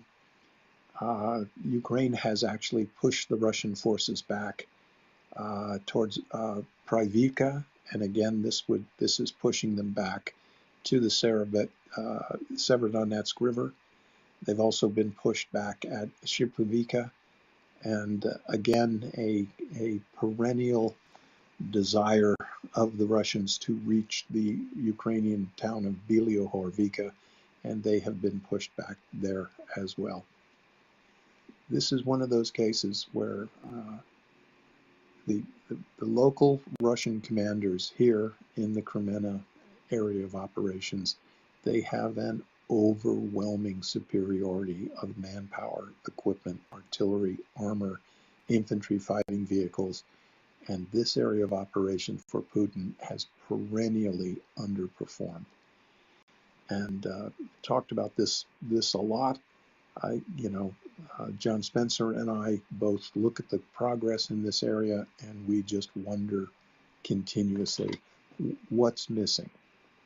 If the Russians have got this superiority of equipment, arms, logistical supplies, everything, why is it that this 76 Air Mobile Division and the other satellite units, why is it that they can't even advance to the Zarabets River? And I am forced to draw this conclusion, although I do not ever underestimate an enemy. That's not how you stay alive in this business. That's not even how you stay retired in this business. But it appears to me that The Russian military, and as we've seen in the recent events, they are much more dysfunctional, disorganized, disaffected, and disinclined to combat than perhaps we have ever realized. So in Crimea, it looks like they tried, and Ukraine is holding the line. And in fact, south of Crimea, they have actually gained ground. So good news from Crimea. No, this is not the first time that we spoke about exactly this part of the theater. But at the same time, we had understood that Ukrainian forces were treating this specific advance very carefully. There was a fear that at some point the Russians could reclaim ground and assert themselves to force Ukrainian forces to move away from the area of Bakhmut. Evidently, none of the approaches of the Russians have actually panned out. So the dysfunctionality you just described, apart from being seemingly structural and endemic, has now led the Ukrainians to be in a position where they can actually threaten the northern front line significantly better than ever before. This is where, if I go back to what you and Yehuda discussed months ago about Svatove and Starobilsk, this is now a completely different picture. The dynamics have shifted. Yeah, and just 72 hours ago, there were some otherwise very reputable sources saying that Liman was likely to fall at the start of this Russian behemoth bestirring itself around Crimea. I always like to congratulate myself when I'm right, especially because it doesn't happen very often. But I found that fears for the safety of Liman, I did not see Russia being able to do that. And it's no great military analysis on my part. Russia has not been able to stage an advance like that in months. The required distance for them to get from Crimea to Liman would require, 15 or 20 kilometers of advance, which sounds really great to our American viewers. 15 kilometers, but look, that's barely 9 miles, right? That's 9 minutes in your car. There are problems here with the Russian military. There are serious problems. If you can't carry out a planned offensive operation where you've briefed everybody's got a schedule, an execution checklist, 8-digit grid coordinates where they're supposed to be and what time they're supposed to be there, and everyone's on the same sheet of music, and you can't pull it off, okay? Then you are definitely not the sort of army that's going to be able to absorb a major Ukrainian advance. Effect of retrograde operations, meaning retreats or withdrawal, reconsolidate your forces, concentrate them, and converge in multiple prongs on the Ukrainian point of attack. If you can't do things in broad daylight with a schedule, you will never be able to carry out that reactive defensive operation to blunt the Ukrainian advances. And we've talked a lot about this. This is the brittleness of the Russian force structure. And not only do we have brittleness here, now we have confusion, to say the least, in the chain of command.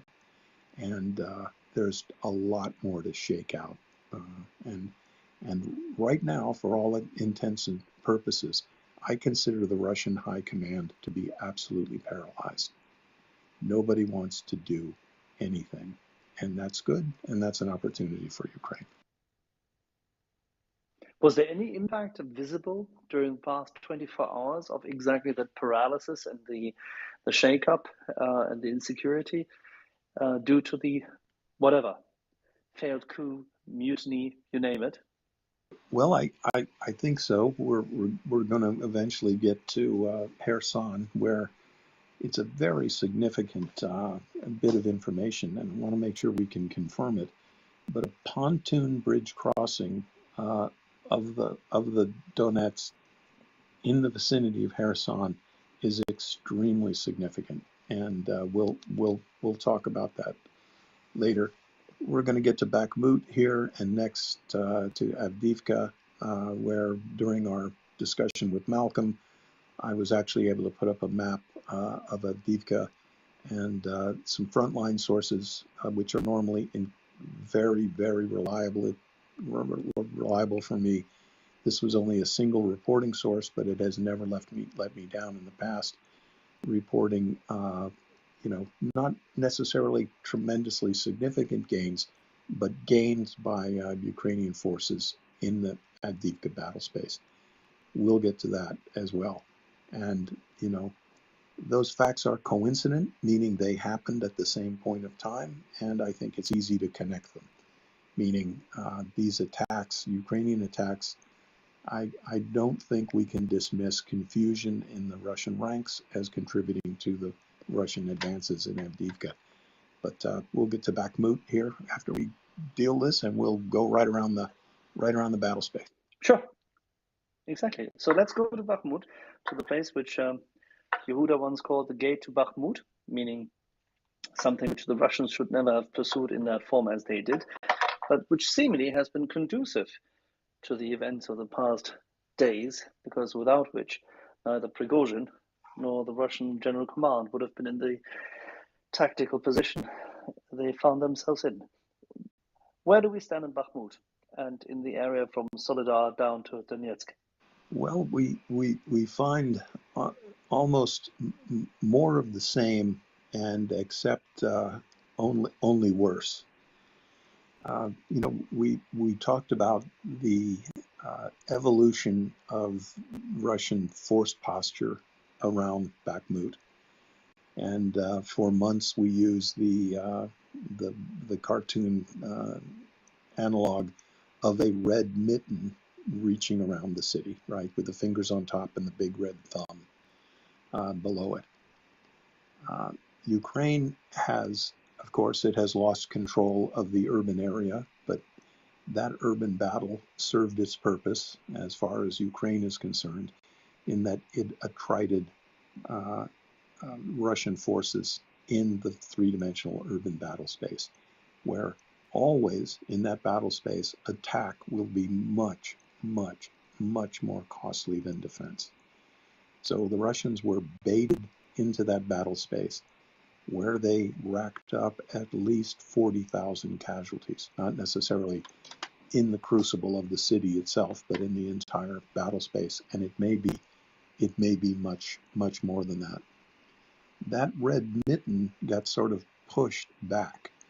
Now the line of contact sort of represents a sort of cartoon face with a sort of nose hanging out above the M03 highway access, just north of the urban area. Of course, we all know when you've got something sticking out in a battle space, a nose, a thumb, fingers, called a salient, and a salient is always a point of vulnerability for a military force. Ideally, you want to move your forces together so they move forward like a wall or a curtain. And that's because that flat, linear battle space means that all of your forces are mutually supporting. Over the last couple days, the last 36 hours, Russia has launched several costly and failed attacks out of a little place south of the M03 highway. Again, this is north of the Bakhmut battle space, Dubo-Vasilivka, and advancing to the northwest out of there. They have been repulsed 3 times in the last 36 hours. During those assaults, they lost dozens of infantry fighting vehicles and a handful of main battle tanks. But interestingly, we have that nose sticking out, that salient. And over the last 24 hours, Ukraine has been able to arrange its artillery so that it fired in essentially a crossfire of artillery striking Russian positions within that nose. This is a truly horrendous thing for Russians to be under the fire of, so that Russian forces who were trying to attack out of Dubo-Vasilivka, they faced Ukrainian artillery fire coming in from the north, the west, and the south. And these overlapping barrages destroyed during this period more than 44 pieces of Russian artillery. Now the 44 number was across all axes of contact, but Bakhmut was one of the principal places that battle was going on at this time, and I'm willing to put my estimate between 15 and 20 lost Russian artillery pieces just around Bakhmut in this period. So, and again, we talked about Wagner forces previously operated to the north of the Bakhmut area. The way Wagner was able to wage its war was to unleash 100 or 200 convicts a day, point them towards Ukrainian forces, and simply wait for the Ukrainians to fire on them and reveal their positions. These Ministry of Defense troops that now are operating in the north of Bakhmut, they don't have the luxury of disposable convicts. So they are taking casualties themselves. And again, Russian soldiers know what's going on. The Coconut Telegraph is pumping rumor, confirmation, denial, everything through the Russian chain of command.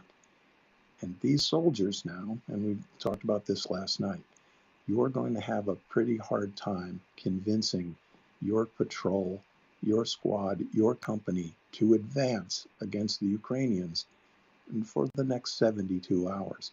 Those soldiers are going to want to know what's going on. And I think the only thing you're going to be able to get a Russian soldier to do for the next 72 hours is simply hold his position and shoot back from the safety of his trench. But we'll have to see. And there are several places on the Bakhmut battle space here where Ukraine has actually advanced. It looks like they're in contact in Yahidny, which is just north of Bakhmut city. They've pushed the enemy back there.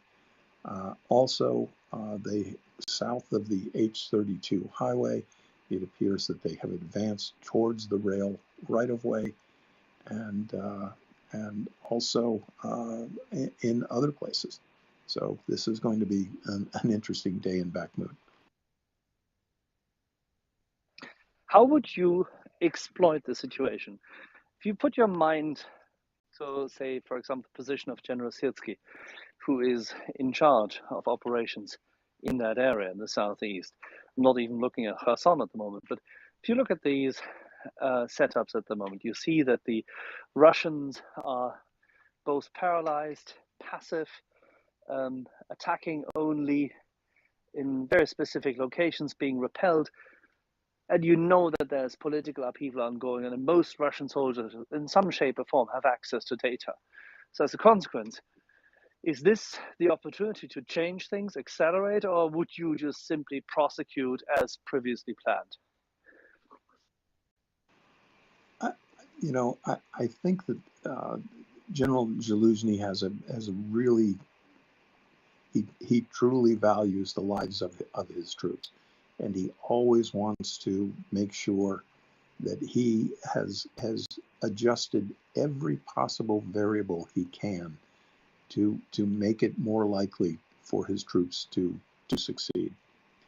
And we've talked a lot about, the offensive is underway, but nobody has seen the big punches landing yet.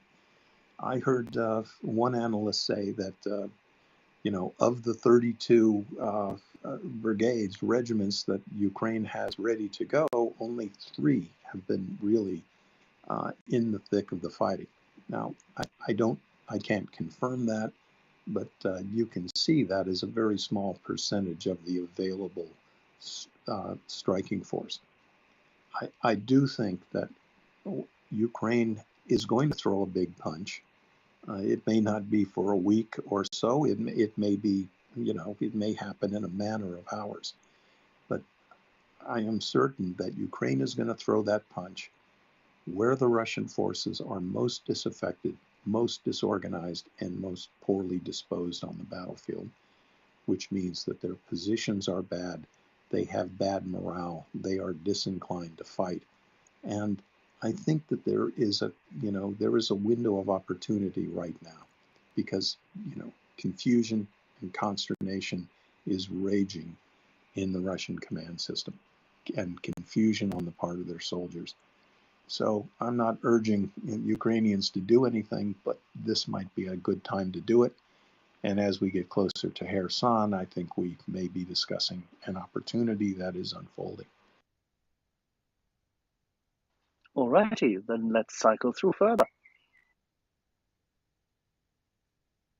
Okay, I think that brings us to the tourist mecca of Avdiivka, which is a battle space. And again, we've got kind of a Russian mitten reaching up from the city of Donetsk, where the Russians have been with initially their hybrid invasion force.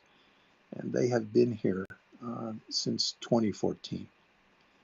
And to put this battle space in perspective, it took pretty much a year for Russia, again, with overwhelming military superiority. It took them almost a year to capture the Donetsk airport. Of course, there is virtually nothing left of that airport now. Like many Russian victories, it involves destroying everything around it. And I bring up that airport now because the thumb of the mitten here in the Donetsk area of operation is focused north of the Donetsk airport, and there is a little town there called Opatane. And that thumb I'm now referring to as the Opatane salient. And it's here that just a couple hours ago got information that Ukrainian forces have attacked on all sides of that salient, and that my information indicates that they have actually reached, in some places, Russian defensive trench works. So I can't exactly where that has been right now, but we will absolutely clarify that. What we do know is that over this last 24 hours, Ukraine has launched 18 aviation strike missions. Now, again, that's across all axes of contact. Given the battle activity here, I would split those airstrikes probably 1/3 around the Bakhmut area, and perhaps split that between the Kremenna axis, and then certainly I see aviation strike activity happening to support these gains in Avdiivka. Again, these Ukrainian advances here, they are sort of unique. It's been largely a battle of containment here for Ukraine in this area around Opatane. And the thing that we need to recognize, that little thumb sticking up and that Russian salient, that is probably the densest concentration of Russian forces anywhere in Ukraine. And these forces have largely been contained for the last 8 months. And again, like the Kremenna issue, you've got to ask yourself, with such overwhelming superiority of numbers, equipment, armor, artillery, ammunition, fuel, everything it takes to wage an offensive, why is it that Russia can't break out of that salient? And we talk about the irrelevance of Bakhmut as a communication nexus, right? We've all often talked about the fact that the M03 highway and the H32 highway in Bakhmut, they diverge at 90 degrees, right? They're not They are not egress points for capturing Bakhmut.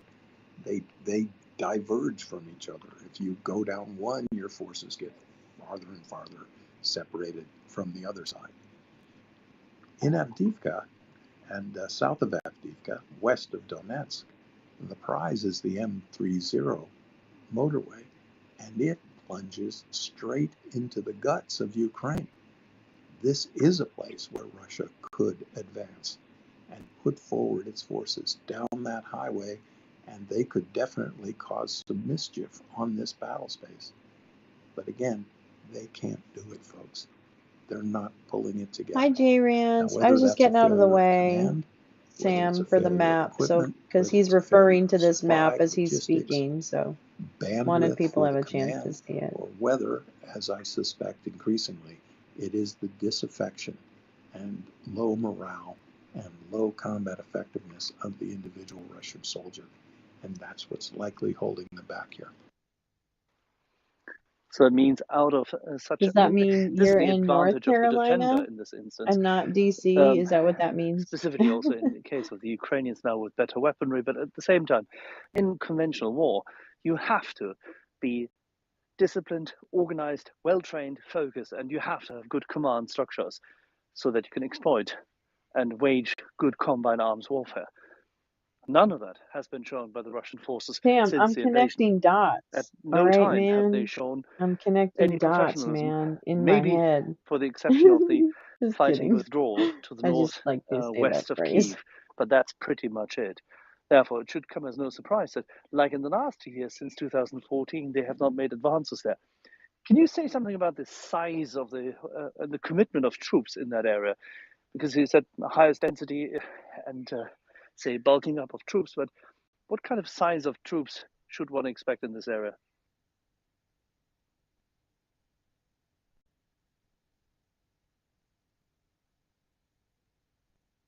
What happened? Hold on. Chuck? Yes, Chuck, what happened to you? so this is the Russian order of battle map that is just there in that thumb. You have you have these Storm Z detachments, which are the private military contractors that the Ministry of Defense has put together as a counterweight to Wagner. They may not be the greatest guys in the world, but these are paid mercenaries and are a little better equipped than the average Russian grunt.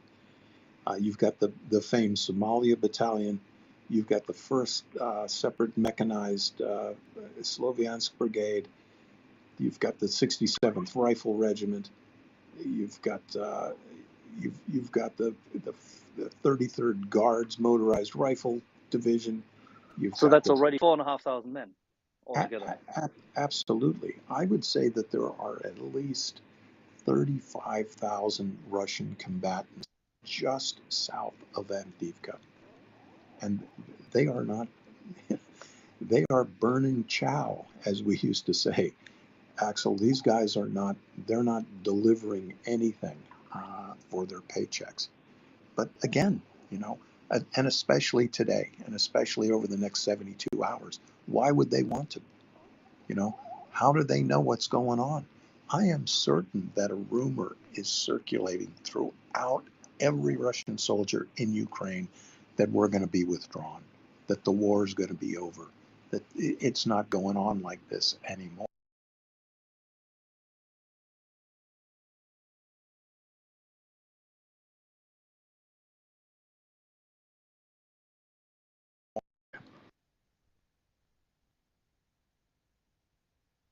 All righty. Let's cycle further. Where are we going to go next? Wuhledar or?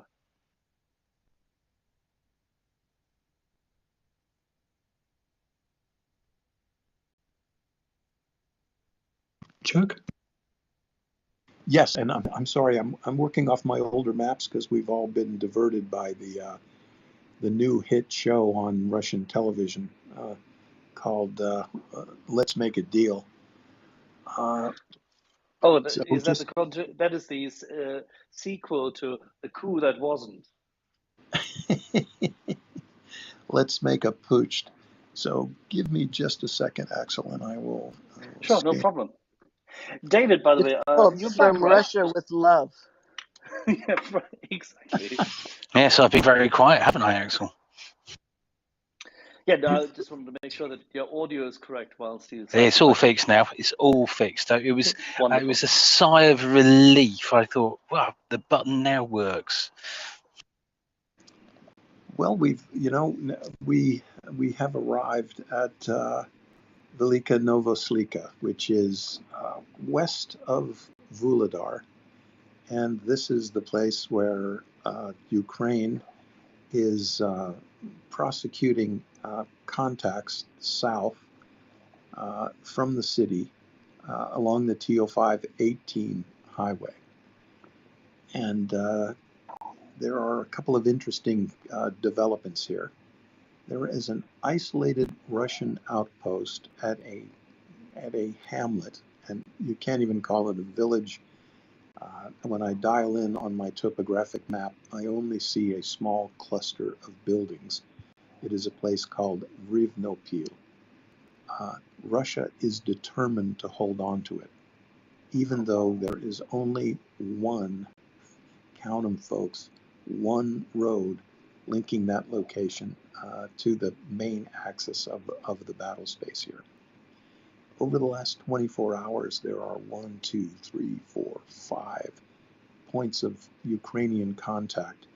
They all are co-located along that road, which goes from the TO5-18 and heads northwest to Rivnopil. Those points of contact obviously represent ambushes carried out by Ukrainian forces against Russian efforts to reinforce, resupply, and maybe even relieve the Russian forces in Rivnopil. This is a classic example of Russian SOP. They have been ordered to hold on to the last man everywhere they are. We saw it classically in Liman, where they held on even after they were surrounded, and by the time they did finally work to extricate themselves from that position, they were annihilated. That seems to be the major thrust here right now. I'm not sure how much longer the Rivnopil garrison is going to hang out. I will suggest this. There are sufficient concentrations of Ukrainian artillery in this area to flatten Rivnopil and to kill whoever is there. I would suggest to our Russian listening guests that Rivnopil and its Russian occupiers are being held out quite literally as bait, because their only chance of resupply or relief is along that northwestern pointed road. And when I'm looking at 1, 2, 3, 4 points of contact in the last 24 hours, all lining up along that road, it tells me, again, the Russians are falling exactly into a code, into a movement pattern that Ukraine wants them to be.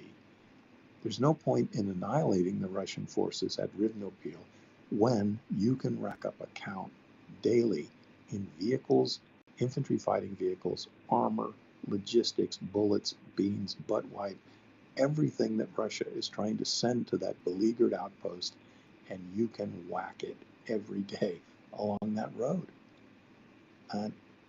Axel, you tell me if you can win a war fighting it like that. Well, the thing is, they can be hit all day, every day. And when these concentrations appear, what we've seen is that after a certain period of time, when the Russians have more or less built additional revetments, or they have, say, assembled more troops, felt sufficiently secure, the Ukrainians hit them mercilessly. Yeah, it's been that's been the way things have been going there. Moving 20, 30, 40, I think maybe 50 kilometers to the west, that brings us to Orikhiv, where the Ukrainians have carved out a very significant gouge in the Russian line. And as we're talking about these areas, Vuhledar, the Novoselyka, and now Orikhiv. As you look at a larger scale map of this, we're looking at the east-west line of contact, which makes a turn at Vuhledar and ends up in Kamiansky. It's a couple 100 miles wide. Bear in mind, it's Ukraine that controls the pace of the battle, and the Ukrainian tactic right now seems to be to press the buttons that on these widely scattered points of contact, Vuhledar, Vasilivka, Orikhiv, Kamiansky, and force Russia to react to each one of these places. And I've called this making Russia pay the freight, right? You don't just rush 2, 3, 4,000 people to a point on the battlefield without some cost to yourself, right? It's cost in fuel, it's cost in logistics. There is an opportunity cost because those 3,000 people that you just sent to Orikhiv, well, it looks like you might have to send them tomorrow to Vasilivka. You have to move them around. And that's what Ukraine is doing right now. Whether or not Russian commanders know that, the Russians are being hoiked around from pillar to post. And Ukraine is moving these people around and essentially wearing them out with their own movement. But south of Orikhiv, the Ukrainians have really expanded this southern salient. They are in contact in numerous places. I'm looking here in the last 24 hours. And again, forgive me because I haven't put my own map updated yet, so I'm relying on another source here. But they have pressed. There are 2, 4, 6, 8, 10, 12. There are 15 points of contact in the last 24 hours, and that's a significant increase in frequency, isn't it? It certainly is. And again, it's Russia that's having to pay the price here. Now, some of these points of contact are actually sort of north of the zero line, indicating to me that Russia has had to, cross the zero line and attempt to penetrate the Ukrainian frontal zones. But I look at these lines of contact, and you know what? What I'm looking at is one-way trips for these Russian forces. It looks like they made it to the HO8 highway, but they didn't return. The same strategy that Ukraine has used, rather the same tactic Ukraine used on the Crimea front. They allow the Russian forces to reach their primary objective.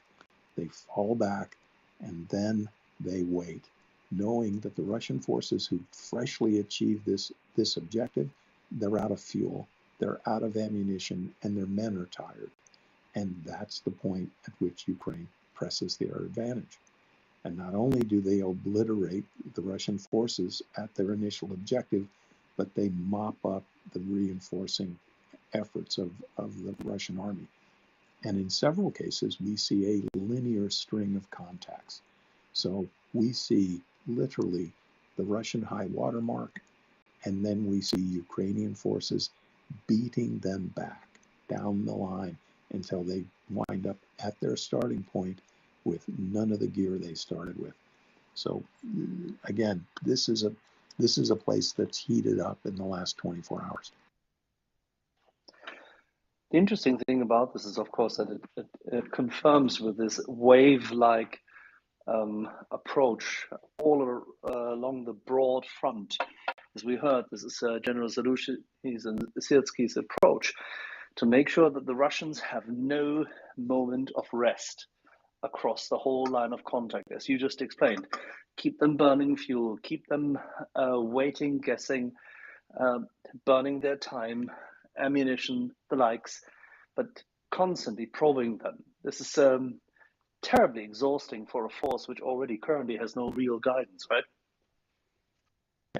Absolutely. And, there are places, for example, the Russians attempted to come north to Orikhiv, attacking up the TO-408 highway, and the Ukrainians let them come and then beat them back to Robotane, which is pretty much the place they started, and they're continuing to push them south after that. So this fits into that model that I'm talking about.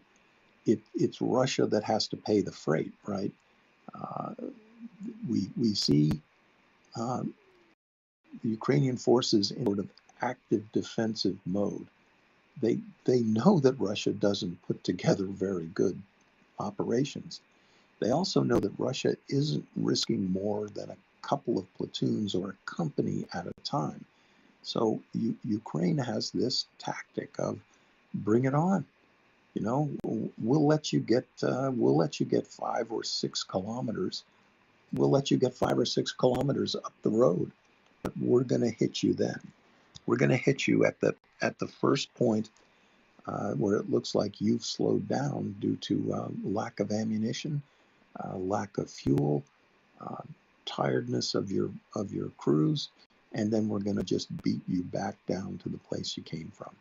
It's a very effective strategy, and it's extremely demoralizing for the Russian forces. Those Russian troops feel like they can't win, and soldiers don't blame themselves for that. They'll never blame themselves for that. Soldiers will always, in a losing situation, they're going to blame their leadership. It's natural. It's gone on since the Peloponnesian War. It's gone on since the Battle of Troy. And to an extent, they're right. Exactly, and they are right. And soldiers will do anything for a general officer who leads them to victory. They will make any sacrifice.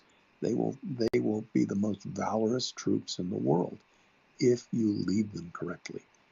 That's why Hannibal was able to fight for 20 years against the Romans on the Italian peninsula, because his troops loved him and he took care of them.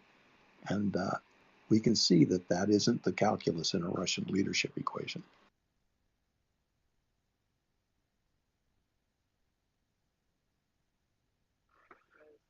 All righty. Now, Chuck, shall we cycle further? Because there's so many interesting things happening in the south. I think you want to go further onwards to Tokmak and Melitopol, that area, Zaporizhia, or what's next? Absolutely. Let's go to Kamiansky and just favorite touch place. Favorite place. Yeah, just touch on that here. And again, folks, I'm sorry. I normally have got my own maps up, and again, I blame Prigozhin, like a lot of people are doing right now. This is another place where Ukraine has actually hollowed out a bit of ground south of the Russian. This is another place where the line of contact deviates to the south. There is a Russian strong point at a little village called Lehove, and it is about where's my scale here? I should know this by heart by now. It's about 3 kilometers southwest. The city of Kamiansky is on a bay that comes in, maybe 2 miles long, comes in from the Kakhovka Reservoir. And on the south bank of that bay, Russia has built a very dense network of defensive positions, focused on the little town of Lehove. 72 hours ago, it was reported that the Russians precipitously abandoned Lehove.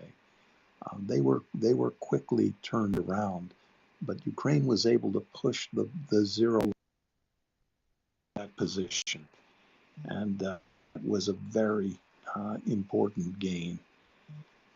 What's in play now, just to the west of Lihove. The Russians have been trying desperately to counterattack towards a place called Patikati. It is along This a guy loop is so of a great, except for small the fact that he T-series makes me highway, the super sleepy. TO912, which comes in from the Okay, east, so let me show takes a you the space that 90-degree we're turn at a listening little to. town If you called go to Satobe, this which is on account, the the same Maria, they pronounced it Maria, so Maria on the Report. same If you go longitude to this as account and just hit Kamenetsky, their profile, you'll see and it's lit then up, and turn that's how you south. can enter their So this space is from also Twitter. a very And it's just important at location. Ukraine has actually punched through the first MRIYAREPORT. defensive So hop on positions over there to of the continue listening Russians. to these guys. I They're really still am attacking appreciative here, of and again, letting us folks, listen in on their space today. they're not It's doing been it. an important day, And this and is a there's more case to where watch, more to Ukraine come. has not actually been So given ground. I'm going to go ahead and say goodbye for now. And I hope I see you. I know. I'd so much rather take a fistful of mushrooms, Ivan, and just go to a concert with you too. All day long and twice on Tuesdays. There you go. Um love you, bro. I love you, my brother. I miss you too. So I will see you guys later. I'm gonna, maybe we can find an excuse to get together later on, and learn something too. This has actually been very helpful for me to listen to as we navigate through this crazy time in our world. So there you go. All right, babes. Dig you. Have a super afternoon. Bye, Lori. It's good to see you. Thanks for checking in. Thank you as always to Spotman and KMS, and Max was here earlier, and and Ivan is here, and then wait, who else? Samuel came in and said hey, and J Rans came in and said hey, girl. Lee was here, but now she's in the pool. Badger was here, and then she had to go. Nadia came in and said hi, but I think we weren't really the vibe that she was hoping for, which is cool. You can't be everybody's vibe. J31C came in and said howdy doody. And then let's see who else came in. There was some people. Well, I know Sable was here, and then Jerry Garcia A was even here earlier, which was wonderful. Easily was here. Mind Truth Word Life Oomph was here earlier. Oh my gosh, so many people. Badger. Max Flower was here.